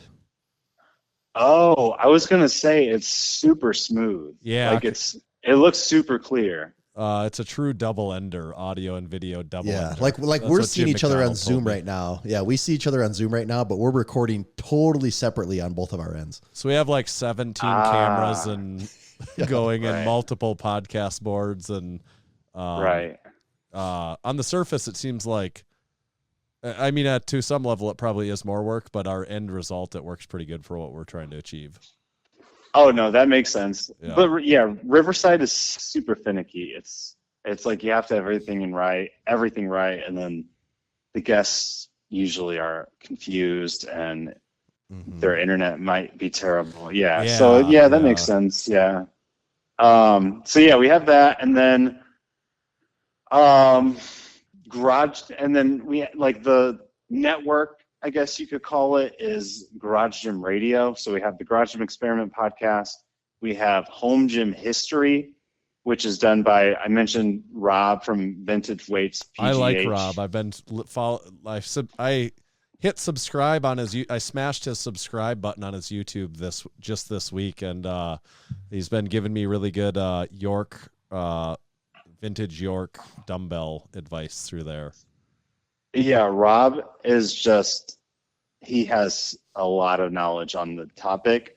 And then I'll say he's also a very talented podcaster. So, he's also just kind of doing this every few weeks with his teaching he does it every few weeks with his full-time job, and is just so good at it. He is like super smooth, great at asking questions. And then he does a ton of research on the topics, and the episodes are really good. And I really do think eventually, once we can get even more consistent, and podcasts just take time to grow. There's definitely some real potential there once the community catches on. So Rob's doing a great job. And then Kyle runs Do You Even Lift Bro, which is, kind of a assortment of things. Sometimes he's talking about his home gym. Sometimes he's interviewing people. So yeah, a trio of shows for now. Hopefully we grow it in the future as well. But podcasting is great, and it's different than what anybody else in the home gym space is doing. So we'll definitely probably continue to focus on that. I would quit the podcasting if it was you guys. I don't see that it's ever gotten anyone anything before, if you ask me. So. If it wasn't for the podcast, my time on it. Yeah. It's crazy how beneficial podcasting can be, even though, you're not like hitting massive YouTube numbers. I'm sure you guys kind of feel the same way. Yeah, if someone's a podcast listener, it's like they the have most a pretty valuable. Deep, yeah, it's like the most valuable number out of all the, if you want to call them subscribers on different platforms. It's hard to say that one podcast subscriber isn't the most important number out of them all. Right. Yeah, that one podcast listener can be so much more valuable than one Instagram follower, like the way that. But what about TikTok though? Yeah, that would be the most extreme example, actually, in my opinion. Yeah. The way I think about it is the quality of listeners. They're definitely higher than people just like scanning an Instagram post. Yeah, So, for sure. Yeah. We've got this little game we like to play with every guest that we have on here. It's called Overrated, Underrated. I'm not sure if you're familiar with it at all, but we have this special Big Jake Garage Gym Experiment Home Gym Con set of topics that are specially hand-picked for you. And for each one, it is just your job to determine if it is overrated or underrated. But one of the most important things that you need to remember is you cannot ride the line. You have to definitively decide if each one is over or under. So if you feel comfortable about those rules, we'll get to playing this game now. Let's do it. All right. The rules are important, very important part of the game. I don't know if you could tell by the way that I explained those, but that is an essential portion of this for us. So we do not like to bend on the rules. Oh, I know. I am well aware of this game you guys play. Okay. Overrated or underrated? Jammer arms.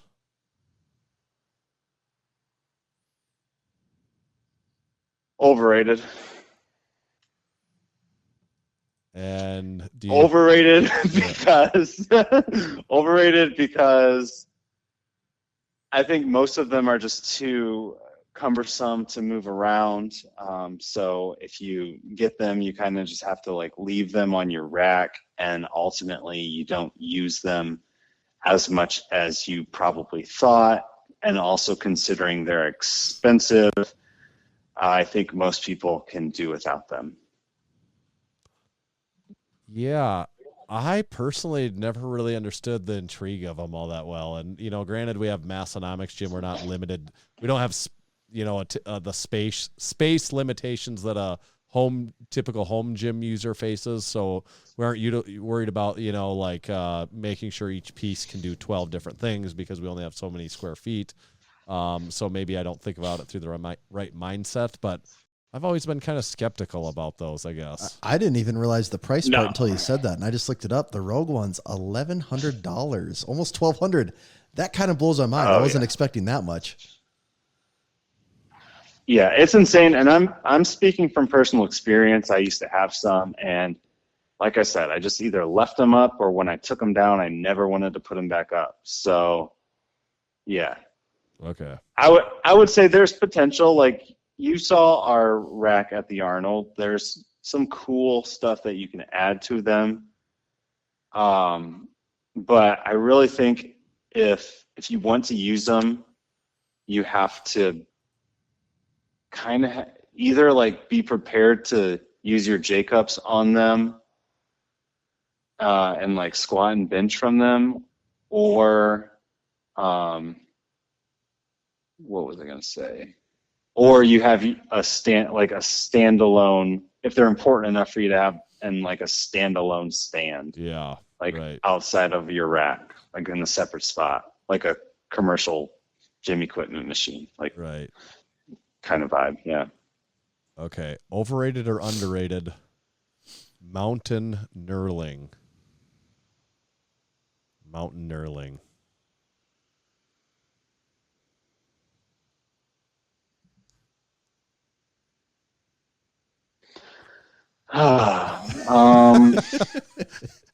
There's some dramatic pauses in here. Yeah. Pause for dramatic effect. Yeah. I'd go with overrated. Yeah, I think that's it's not something you want to deal with every day, and most people don't want to have multiple bar. I'm speaking from a home gym perspective. Yep. I would say, yeah, you won't find yourself using it as much as you think, although they're pretty cool to just kind of touch and use every so often. But I'll go with overrated as well. Okay. Overrated or underrated? Magnetic pins or speed pins, maybe is the term people would use. I'll go underrated. So just as somebody who has a rack with a ton of attachments, it does make a difference in your everyday use, just being able to quickly move them in and out. So yeah, underrated for me just because I have a lot of rack attachments and are moving them around quite a bit. That's fair. We won't ask you drink spotters. I think everyone knows that they're underrated, so we'll skip that one. Okay, last one, and last one is always the most important one. It's kind of worth all the marbles. Overrated or underrated? French Lick, Indiana. Definitely underrated. And I think I spoke to most of that earlier. Yeah. But French Lick is also the resort part that I spoke about French Lick is just a very, very small part of French Lick. The rest is probably something you don't want to venture off too far. But in general, underrated. And pop quiz, who's the most famous person from French Lick, Indiana? Originally from? Yeah, you have. I get this joke like every 2 days now since I started. Humble Larry Bird, baby. Yeah. So you hear that plenty, I would assume, then. Oh, yeah. Check the Instagram comments. Okay, the Hick from French Lick. Yeah. French Lick, Yeah. a very interesting name. It is. It is. Not sure if the name of the town is a good thing or not for the conference. It's catchy, but it's also kind of like, what? Why is that the name of the town? Yeah. I wish it was just a little closer for us. It's almost just as far as Columbus still. That is the biggest problem for us, yeah. But we're kind of in a rare geographic location in comparison to most of the people that will be attending. So maybe next year, though, you could like specifically cater it to us. Yeah. Like, have you considered, if French Lick doesn't work out, have you considered Western Northeast South Dakota as a potential option? Oh, definitely. Hey, when's your powerlifting meet? Isn't that like this summer? That's in July. Yeah, that's July 22nd. So yeah.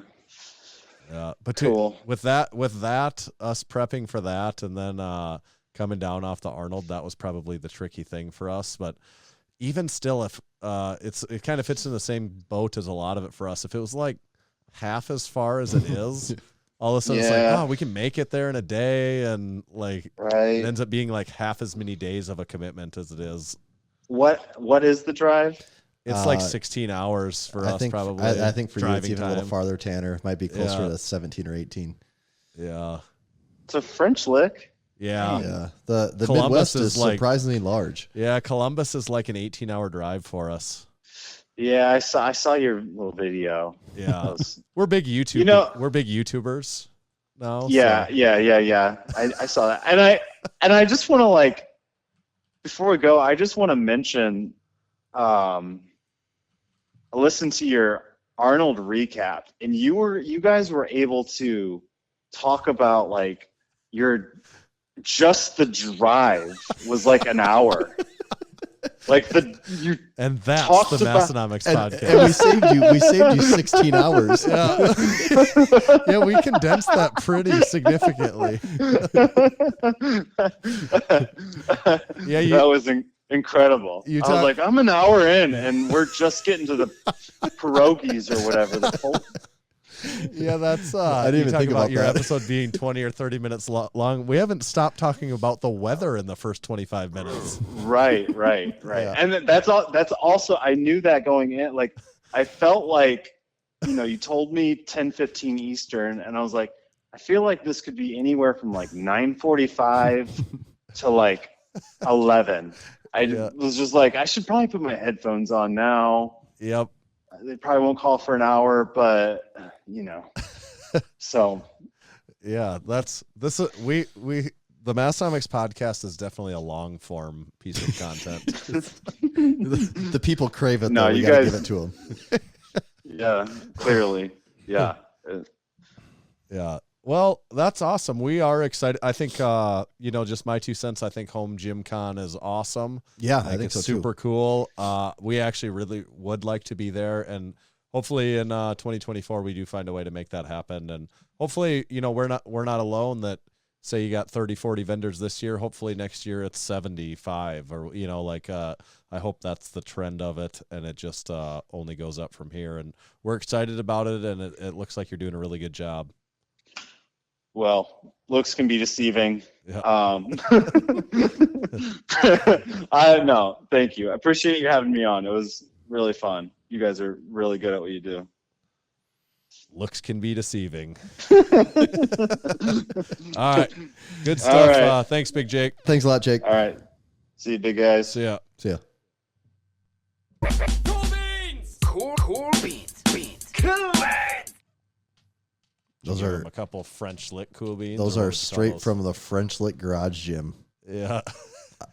I wonder if it's probably not even cold there right now. It's probably like 60 degrees Probably. in here. It doesn't. I didn't realize it doesn't snow in the rest of the Midwest. Yeah, apparently it only snows if you're in like South very Dakota or farther yeah. north.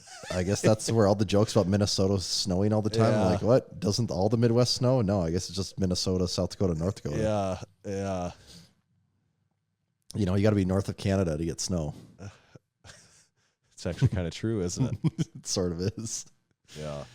All right. We got stuff to cover here, Tanner. Yeah. Multiple Good news things. too. Update. My foot doesn't hurt. Okay, that was the first thing. Health update is the most Okay, important. Health update. My foot doesn't hurt. If we can't podcast healthily, we don't want to be doing it at all. I do have to. Okay, I have a couple things questions on, comments on. I got to give a shout out to Big Trevor. I believe we are helping with their meet at USD. Perhaps. Oh yeah. I was out for breakfast this past weekend. And while I'm standing there, I said to my wife, I go, oh my God, there is a girl over there wearing a Live Large shirt. That is crazy. I've never seen Live Large like outside of like powerlifting meets in the like Arnold. Not in this part of the country at all, Right. And I'm like, wow, that's crazy. And then she goes, oh, they're coming over to talk to you, I think. And it was Big Trevor. So it was Yeah, that's through USD, right? Yep. I think that they raised money for the Special Olympics or something, and Is that what it was? donated something. I don't. Sadly to say, I can't even remember the specifics. I know, well, but it's I hard think to keep all this straight. it was a good cause, and it was South Dakota. So Yeah. actually, we also helped out with something at SDSU here not too long ago. I don't know if you saw that too. Because we but spread the love around, don't we? yeah, we go all the state universities. But when would you say when it's one of South Dakota's top business schools asking for help? Then you can't say no to one of South Dakota's top business schools. Especially, they said, "We know you're an alum. One of our most well-known alums." Yep, you were on the alum list. We had to come at you for some money. Believe it or not, that did not come up. That was not part of the conversation. So well, now they might know, so they'll be asking you for more next time. Beggars never stop, do they? Well, that's. Was your wife like, oh no, not more people asking about Massenomics? Kind of, and we're in a really crowded area, and she's like, Yeah. the guy was like looking at because Trevor goes, oh, just a huge fan, and there's a guy sitting next to us, and she goes, he was looking at you like, should Like, I know who you are? Yeah, or something? right. Is that Aaron Rodgers? Or who is that? Yeah. So that's always funny. Other questions. I have seen that you've been having a little chatter in the Discord about York vintage dumbbells. Is this something that you're serious about? Yep. I've been researching pretty hard on the York roundhead dumbbells. We've got a few, as you know, from Massenomics Gym. They've always sat underneath the below the dumbbell rack. They're pretty small though, aren't they? The ones that are. I've got I don't. Yeah, like I've got like a 25, a 15, and then I've got like 160 and 170. Are they sets or individuals? They're all individuals. Oh, they are. I have no matching sets. And then what's the blob? What weight's the blob? the blobs are I don't know what those are like. Halves of like 55, 60, 65, something like, there's like 5 or 6 of those blobs too. Okay. But just to the right of the blobs are my actual old rusty Yorks that I have sitting there too. Okay. I thought it was very funny though. You're saying how they're hard to come by, and Big Eddie posted living in Pennsylvania, and it's like, boom. I think everyone has a pair in their house there apparently. Yeah. Well, I guess if you live within 50 miles of the York factory, they all drink the Kool-Aid and bottom. Right. So I'm going to be soliciting Big Eddie to be driving me, make some deals for you. But I already he was talking about Big Rob. What is it? Pete. I don't know. Yeah, you said his name. Big Rob. He's he's in a lot, and he already gave me some real good tips and leads, and some there's this Facebook group that's vintage weights that you have to get accepted into. And so I had to like fill out a few questions to get accepted, and I got denied at first, and I'm like, the hell got get denied for? And then Jonah Leo DMs me and goes, haha, because he's in on it, and I don't know how to decide. And he goes, haha, I just denied you so you don't steal any of the weights that I'm going to buy. And then he goes, just kidding, sign up again. And I was like, oh, that is really funny, actually. Yeah. But the thing about those York roundheads is anything a 60 or under fits in a flat rate USPS shipping box. So those boxes that so they ship for $20 no matter what. So all these people jam these 60-pound dumbbells into this cardboard box, and like it's horrendously deformed and stuff. But apparently the USPS lets that sneak by. So I can get all the sets 60 and under, basically shipped to me at a price that's not stupid. So it's just like really the 65s through the hundreds, which are the harder ones to find. They do go up to 100s? Yeah, but the bigger you go, the harder they are to find, just because everyone is buying like the 5 to 50 set. Right. And the number of people buying building his little home gym in the 70s doesn't need 100 pounds. Right. So yeah, I mean that would be my goal, is I want a full set. It'd be cool. Yeah. And are you going for like quality? You want ones that look pretty decent? What I want is, the big thing on the handles is not bent and the head's not loose. I'm not really concerned about the exact finish on it, because I can, say I get the full set, I can refinish I can go through it at that point and refinish all of them. So I'm not really worried about the level of patina on it. I'm worried about the handles being straight and the heads being tight. They get like so they loose, Do they actually people screw drop on, those or heavy. how do they? No, they don't screw on. So once they're loose, that's the thing. Once they're loose, you're basically screwed. Oh, You'd have to like mangle it and weld it and stuff, and then it kind of loses its. okay. Not that this matters, but it kind of loses its collectability at that point. And Yeah, no, I get what you're saying. So is the idea here, would these get their own special stand for them all to go on then? yeah, I don't know if these would even go in the gym or not yet, because I don't want people breaking them. Might be for the personal collection. Yeah, I don't even know. I mean, they might go in the gym too with just a sign that says "Don't fuck these up, or else I'm going to murder Don't you." touch. Wait, Yeah. actually, you're better off putting Yeah. a sign that says "touch and use these," and people be like, "Oh, I don't want to do that now." Yeah, I'm like, oh, what's he trying to prove? I'm not going to touch. I'm going to these. use the other ones even harder Yeah. now.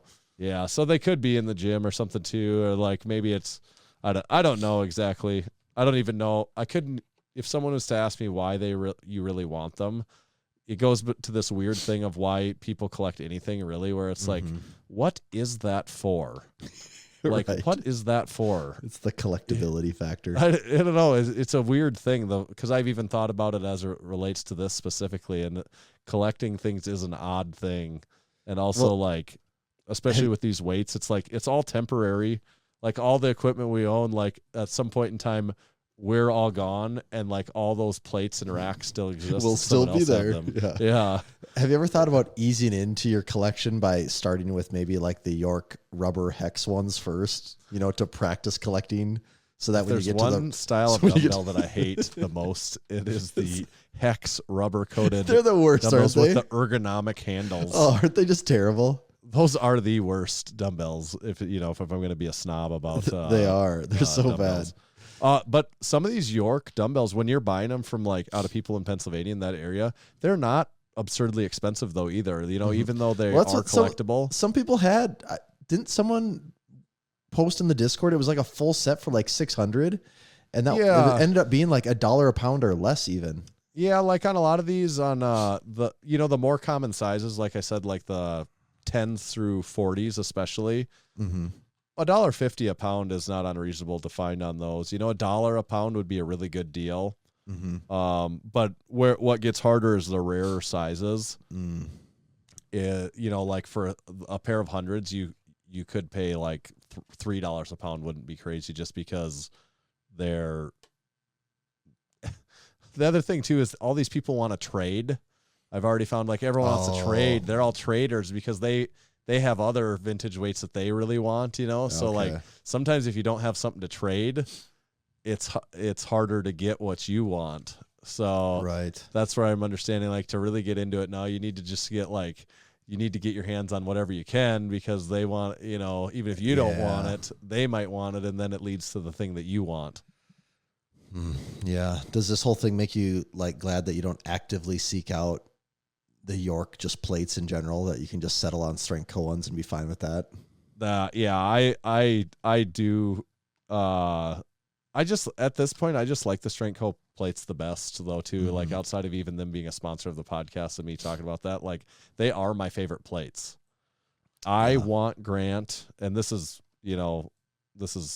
all right for this to be public information. I want him to make dumbbells, but dumbbells are, what would be the coolest, and he agrees, it just, the cost and stuff doesn't really make sense. But for someone to make a new set of globe dumbbells, like I'm talking about the round head Yorks, the older Yorks, though even more expensive, are globe Yorks. Right. And someone, if they mass produced really high quality globe dumbbells, I think that they would be well received. The tricky part about that stuff is with the round heads or the globes is they are prone to bending and breaking heads and stuff like that.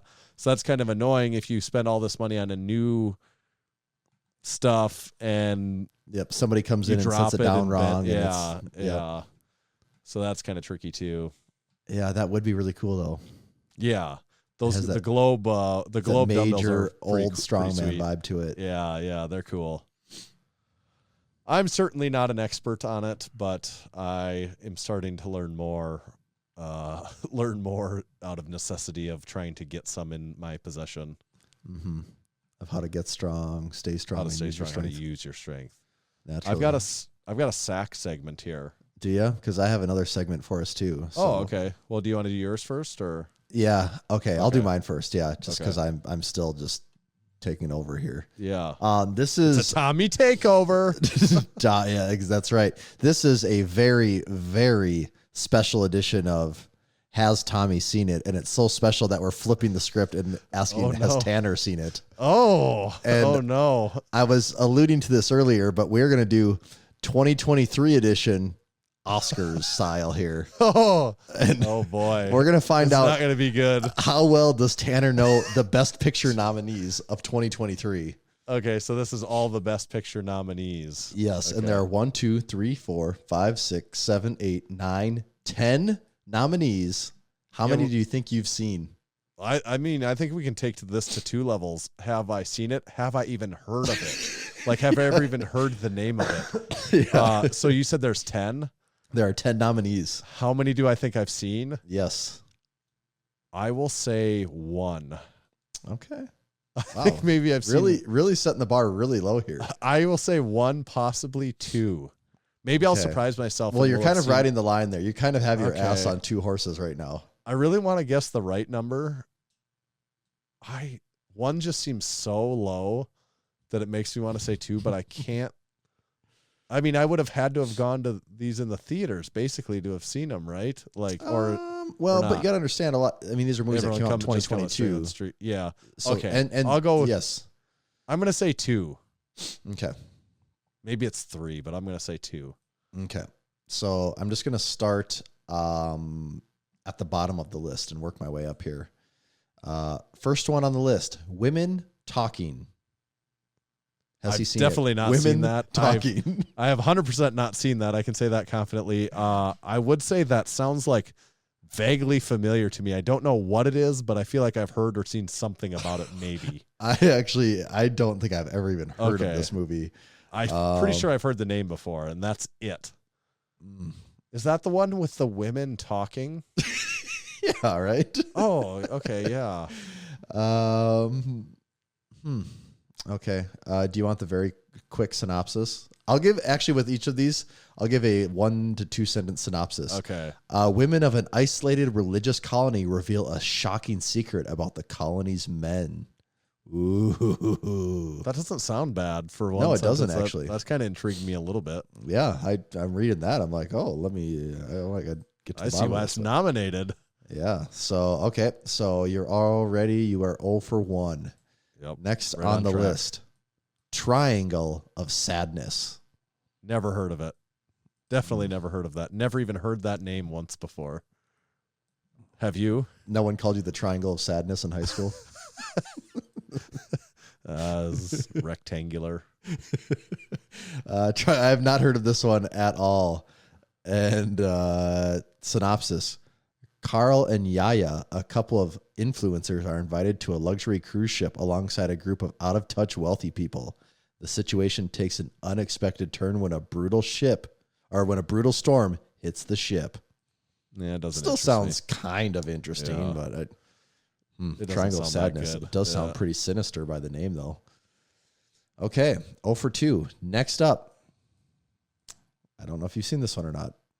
Top Gun Maverick. Yeah, that was the one I was thinking of. That's why I said 1, because I'm like, I was gonna be pissed. The whole time we're going, I'm just waiting to get to the end and you not say Top Gun and me be disgusted that Top Gun wasn't nominated. So yes, Top Gun, the best movie I've seen as of late.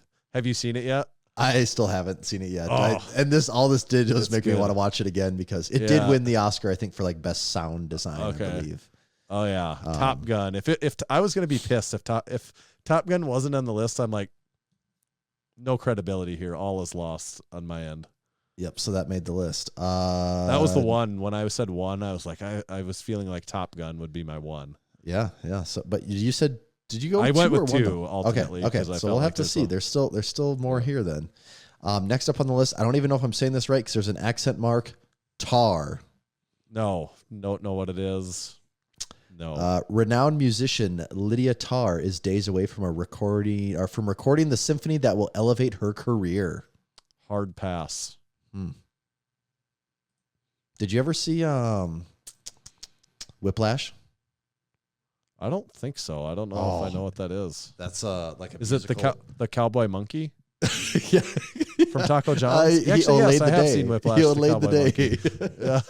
Monkey. If Tar is anything like Whiplash, which is a movie about a guy trying to be like a really high level drummer. Cowboy Monkey. Oh, okay. That movie was incredible. So if it's anything like that, then I would totally watch Tar. I'm not sure if that's the case or not, though. Next up on the list, The Fabelmans. Nope. Don't know it. Yep, Never I don't heard think of I've it. heard of that one either. Young Sammy Fabelman falls in love with movies after his parents take him to see The Greatest Show on Earth. And he starts to make films of his own. Yep, have not heard of that one. Okay, next on the list we have Elvis. I have seen Elvis. You have, I have huh? seen Elvis. Yeah, I watched that. It was streaming on something. My wife and I started to watch that. Like as is typical, she did not want to finish it, wanted to go to bed. And I have a really hard time starting movies and not finishing them. So I had to come back to it like a night or two later, and I finished it, and it was, not too bad. I felt like it should have been better. Okay. I was a little disappointed, honestly. I just thought it was going to be better than what it was. So are you like an Elvis guy at all? Like, did you grow up listening to Elvis's music in any way? A little bit. Like, I'm not an Elvis guy in the sense that, like, I love Elvis or, like, that my parents loved Elvis, so I love Elvis or something like that, but pretty aware of it and definitely listen to a little Elvis here and there. And I have respect for some of that music, I guess, but no. But I just thought the movie was going to be better, I guess. For me, I feel like I have a pretty solid base of a lot of music, and maybe the biggest gap in all of my musical knowledge is Elvis. I've like never touched any songs by Elvis. I just know almost nothing about him. That's why I was kind of interested in wanting to watch this one. Did you watch the Queen movie, Bohemian Rhapsody? Yes, not as good. Queen was. I thought that was an awesome movie. Okay, so that one that was better to me than Elvis. But also, I'm more interested in Queen than I am Elvis. So, anyways, yeah. You know, Queen. Oh, the Elvis movie. A lot of it was so much about this manager that Tom Hanks plays, and like obviously he's like an interesting character and stuff. But I don't know. Okay, not what I thought it was going to be. But I'm at 2. That's my You are 2. 2. That's really good. Next one, the Banshees of Inisherin. Never heard of it. On a remote island off the coast of Ireland, Patrick is devastated when his buddy Colm suddenly puts an end to their lifelong friendship. Colin Farrell's in it. You're thinking of Phone Booth? Is that what that movie's called? That's the one, Phone Booth. Yeah. What is the name of that movie? That's not quite right, is it? I think it is. Is it called Phone Booth? Phone Booth, isn't it? Is that probably seems came like out? a little Probably bit came out in off. 98 or 99. Oh, 2002. Wow. Is it called Phone Booth? Yeah, it is Phone Booth right here. Like the whole movie. Thriller psychology. Yeah. Isn't he in a phone booth in Times Square? Yeah, like for the entire movie. Yeah. Probably it was really cheap to make. Yeah. Like, yeah, we need a phone booth. Oh, got it. Well, we're good to go. Should we make a movie called Trade Show Booth where we're just trapped in a trade show booth for 3 straight days and just weird stuff keeps happening to us? That we just made that movie. It's the sequel to Phone Booth. It's Colin Farrell again, trapped in a trade show booth. One of us will be played by Colin Farrell, and the other one will be Liam Neeson. Yeah. I have a very particular set of skills. I like that. I think we got some potential there. Okay, we're getting down to the last 3 here. Avatar: The Way of Water. No, I would watch that. I want to see it. And, yeah. I heard it was disappointing, I guess, but not uncommon for a sequel. But I would like to watch that make a judgment call myself. Yep, I would too. Next up on the list, All Quiet on the Western Front. We talked about that on the podcast. I know. Yeah. And that's all in German. I read that movie in subtitles, and that was a good movie. I do want to see this one. Is that on Netflix or what's it on? I don't know. I can't remember what I watched that on. Did that win by chance, or it didn't win? Well, we're not there yet. We're reading all of them, and then I'll tell you the winner at the end. Okay, that was a good movie. Yeah, it's on Netflix. Yes, I really enjoyed All Quiet on the Western Front. We talked about that not too long ago. Yep. That's why I knew you had that one for sure, along with Top Gun. So I knew you had 2 in you. Yeah. Okay, last one on the list. Everything, Everywhere, All at Once. I haven't seen it. That maybe sounds like I've heard it before, but that just sounds like a title of a movie that just sounds like the title of a movie Doesn't you've it? heard before. Like a movie or a book that's gets critical acclaim. Yes. Synopsis: when an interdimensional rupture unravels reality, an unlikely hero must channel her newfound powers to fight bizarre and bewildering dangers from the multiverse as the fate of the world hangs in the balance. It's a very long 1-sentence synopsis there. Yeah.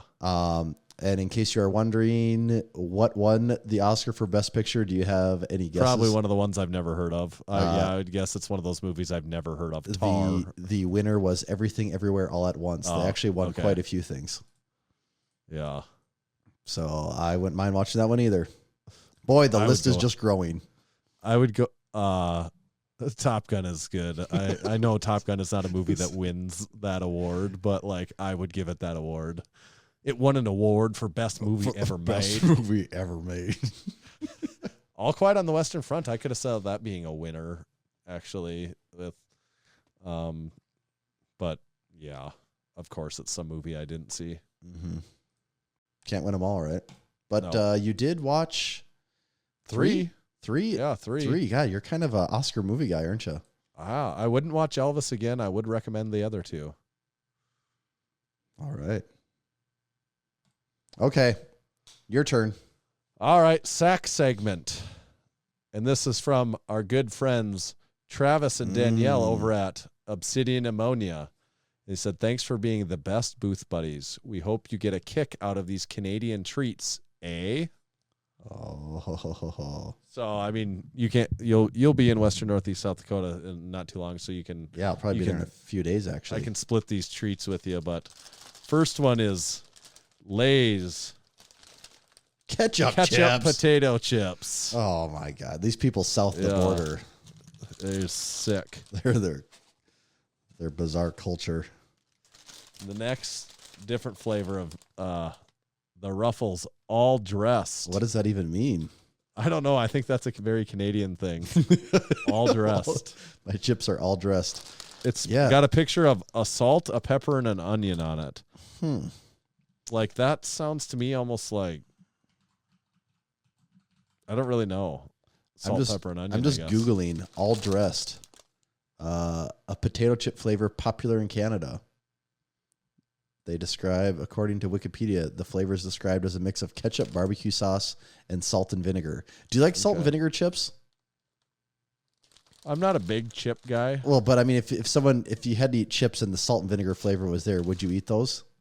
Yeah, I guess I'd eat any flavor. I guess salt and vinegar is one of my preferred flavors. I find those. I like dill pickle is kind of my favorite. Do you? Actually, yeah. And maybe they're kind of anything like dill pickle for me. The first couple are really good, and after that, I get tired of it in a hurry. That's fair. I don't want to eat that many of any chips, so that's fine. So you can have first dibs on which of those bags you want. Then we've got this Kraft Dinner white cheddar. So I don't know if this is their traditional white cheddar. Kraft. Why is it? Do they just go by is the brand is called Kraft Dinner there? They don't call it Kraft Dinner here. Isn't it just Kraft mac and cheese? KD, yeah. Maybe Kraft Dinner is like the Canadian craftcanada.com. According to Wikipedia, Kraft Dinner, it's Kraft mac. Yeah, Kraft Dinner in Canada, Kraft mac and cheese in the United States. This says it is the Kraft Dinner has been called a de facto national dish of Canada. There we go. I have a hard time believing it's as good as the traditional our Kraft elbow macaroni. What is that? Your preferred macaroni if you're gonna get macaroni in a box is elbow macaroni? So you're saying if I'm gonna get macaroni in a box, yeah, versus like the kids' shapes? Well, no, like I'm just saying like pick. You know, there's shells and cheese. There's shells and cheese. There's the shapes. There's elbow macaroni. There's spirals. Like there's a variety. I'll start by saying I like every macaroni and cheese. I've never met one I wouldn't take on. But yeah, I like the elbow one. I could eat like, if I was not worried about my gluttony shining through, I could eat like 5 boxes of that and it wouldn't faze me. Actually, it would faze me. I'd feel very sick afterwards, but it'd be worth the ride. But also satisfying. Yeah. My preferred is the spiral noodle. I think the spiral noodle is so much better than the elbow noodle. I don't know why. I just think it's on a whole different level to me.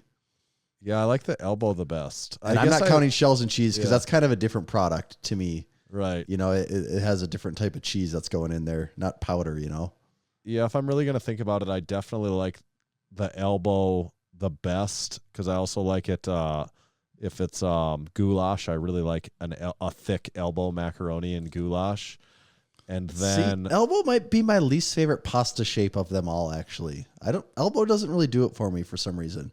Yeah, I like elbow unless it's spaghetti, like a spaghetti dish. I want spaghetti noodles. Like obviously that's, if it's spaghetti noodles, but like some people, you could have spaghetti sauce on elbows or spirals or any of that. Like I want spaghetti noodles and not angel hair spaghetti, for God's sake. Oh, I love angel hair. Oh, I think it's so good. The meatier noodle. Okay.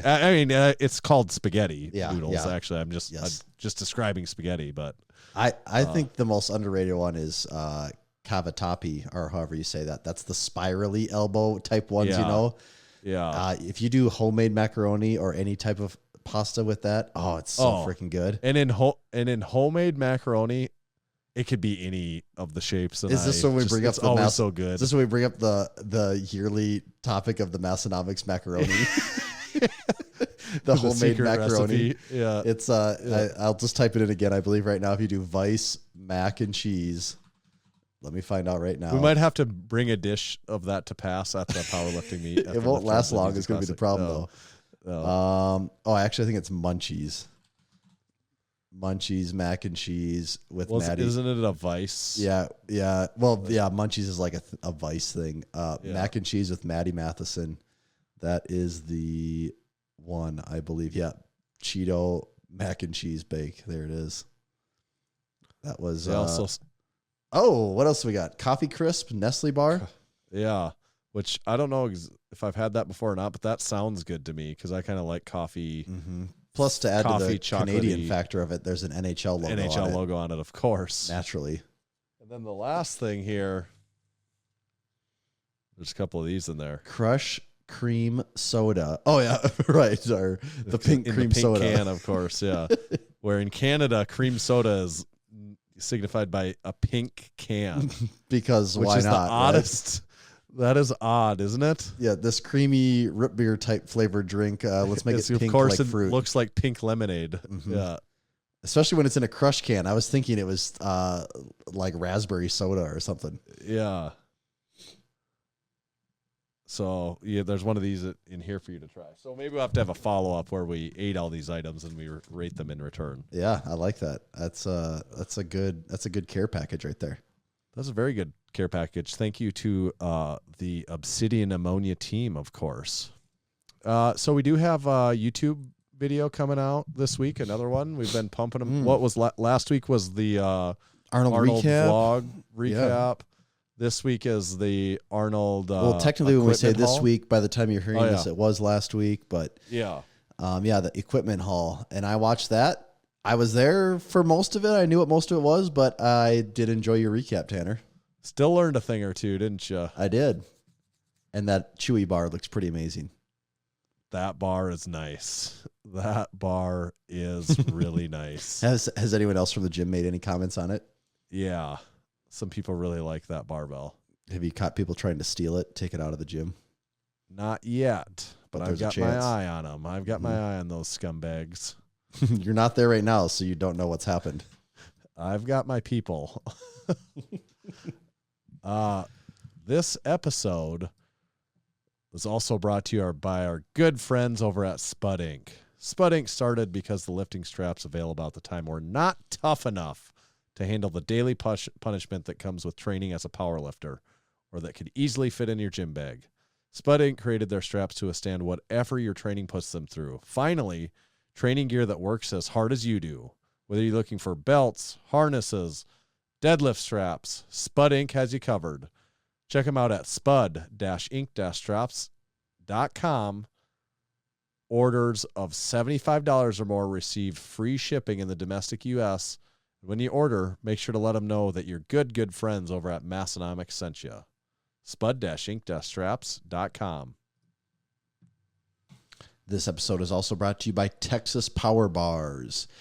Buddy Caps first started lifting weights in the late 60s and began powerlifting in the mid-70s. At the time, he was working for Image Barbell building gym equipment. Around 1976, a local machine shop started making Olympic bars for them, calling it the Image Bar. In 1977, Image Barbell became Champion Barbell. It was then that Buddy started looking at the bars with an intent of changing them for the better.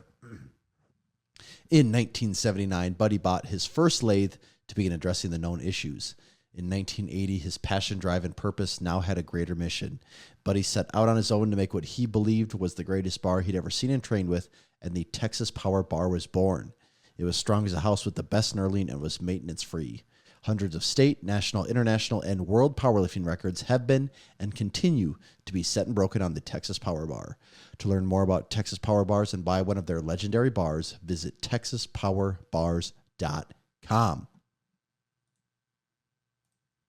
Thank you, Texas Power Bars. Also, thank you to everyone that's left us a 5-star review on Apple Podcasts. As of now, we're up to 481 5-star reviews. I want to read just a couple from you. This first one is from Doug_lifts, and he says, release a muy caliente feel the burn limited run of products. Scorched noses and wallets across the world. So he obviously liked the feel the burn ammonia that we had back a year ago when he left this review. Next one is from Dubs Wagner. He said, came for the interviews. I first listened to the podcast to hear an interview and found myself fast forwarding through the ads and banter.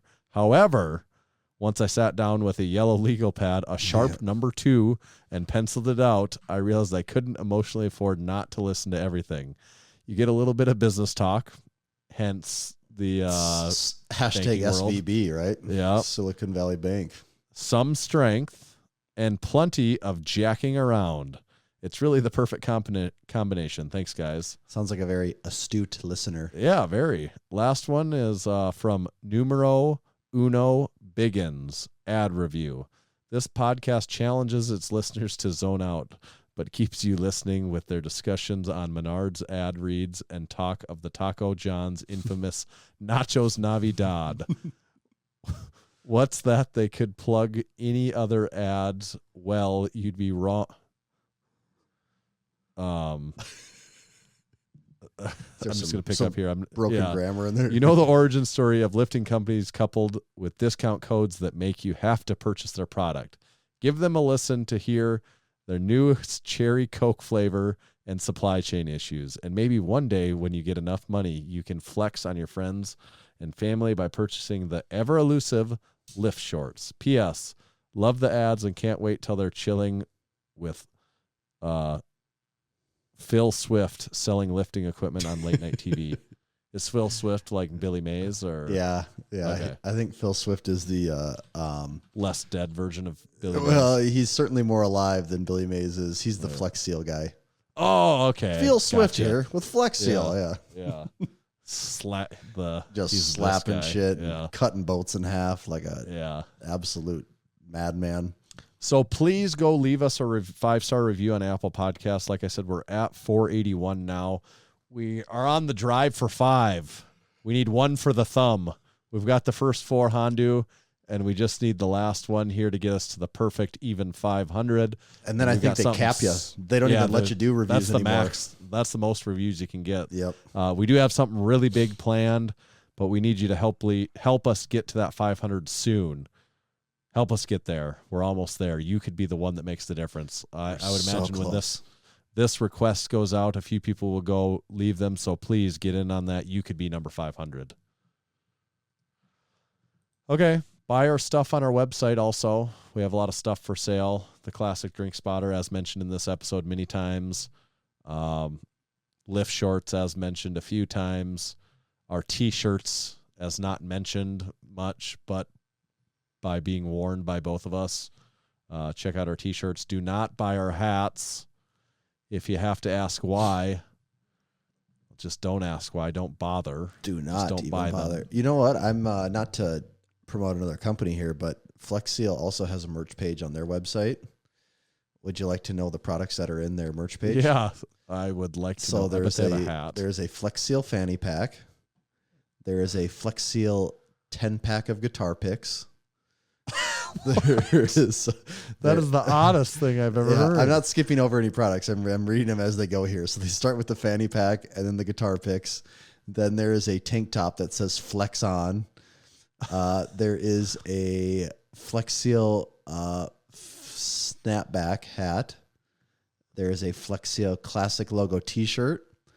A Flex Seal Ticket to the Max poster, which is a very over-stylized drawing of what's his name? Phil Swift holding a bucket with like helicopters in the background and like a moon. Well, it's actually kind of funny that they're leaning into that. Yeah, like they're going kind of crazy with this. I got to give him props. It's like a giant, I think it's a giant dam and behind him, and he's sealed up the dam with those helicopters and like this giant sun. And then it says Phil Swift is larger than life. And then finally there is a Flex World t-shirt. What is this a picture of? I can't tell. Oh, it looks like it's just the products and they put wings on the products. So that's pretty cool too, I guess. So that's it. They're killing the merch game. Yeah, they're kind of leaning into that. I really like the guitar picks. Yeah. I wonder if they're just like, let's just pick something ridiculous to add in here. Trying to see if the I thought maybe they'd have some really wacky description, but nope, it's just calling out guitar players. You know that a guitar pick is an essential music gear accessory. Yeah. We're only at 2 hours and 20 minutes. Should we cut this one short and wrap it up? 2 hours and 20 minutes? Holy, I don't know how I didn't look at that earlier. God, we might have to cut this one short and wrap it up. I was getting ready to dive right in, but yeah, now that you said it, I guess I'll change my mind here. All right. Tommy, where do they find you at? You can find me at Tomahawk_D. You can follow me at Tanner_Baird, but just please make sure to follow Massenomics at Massenomics. See ya.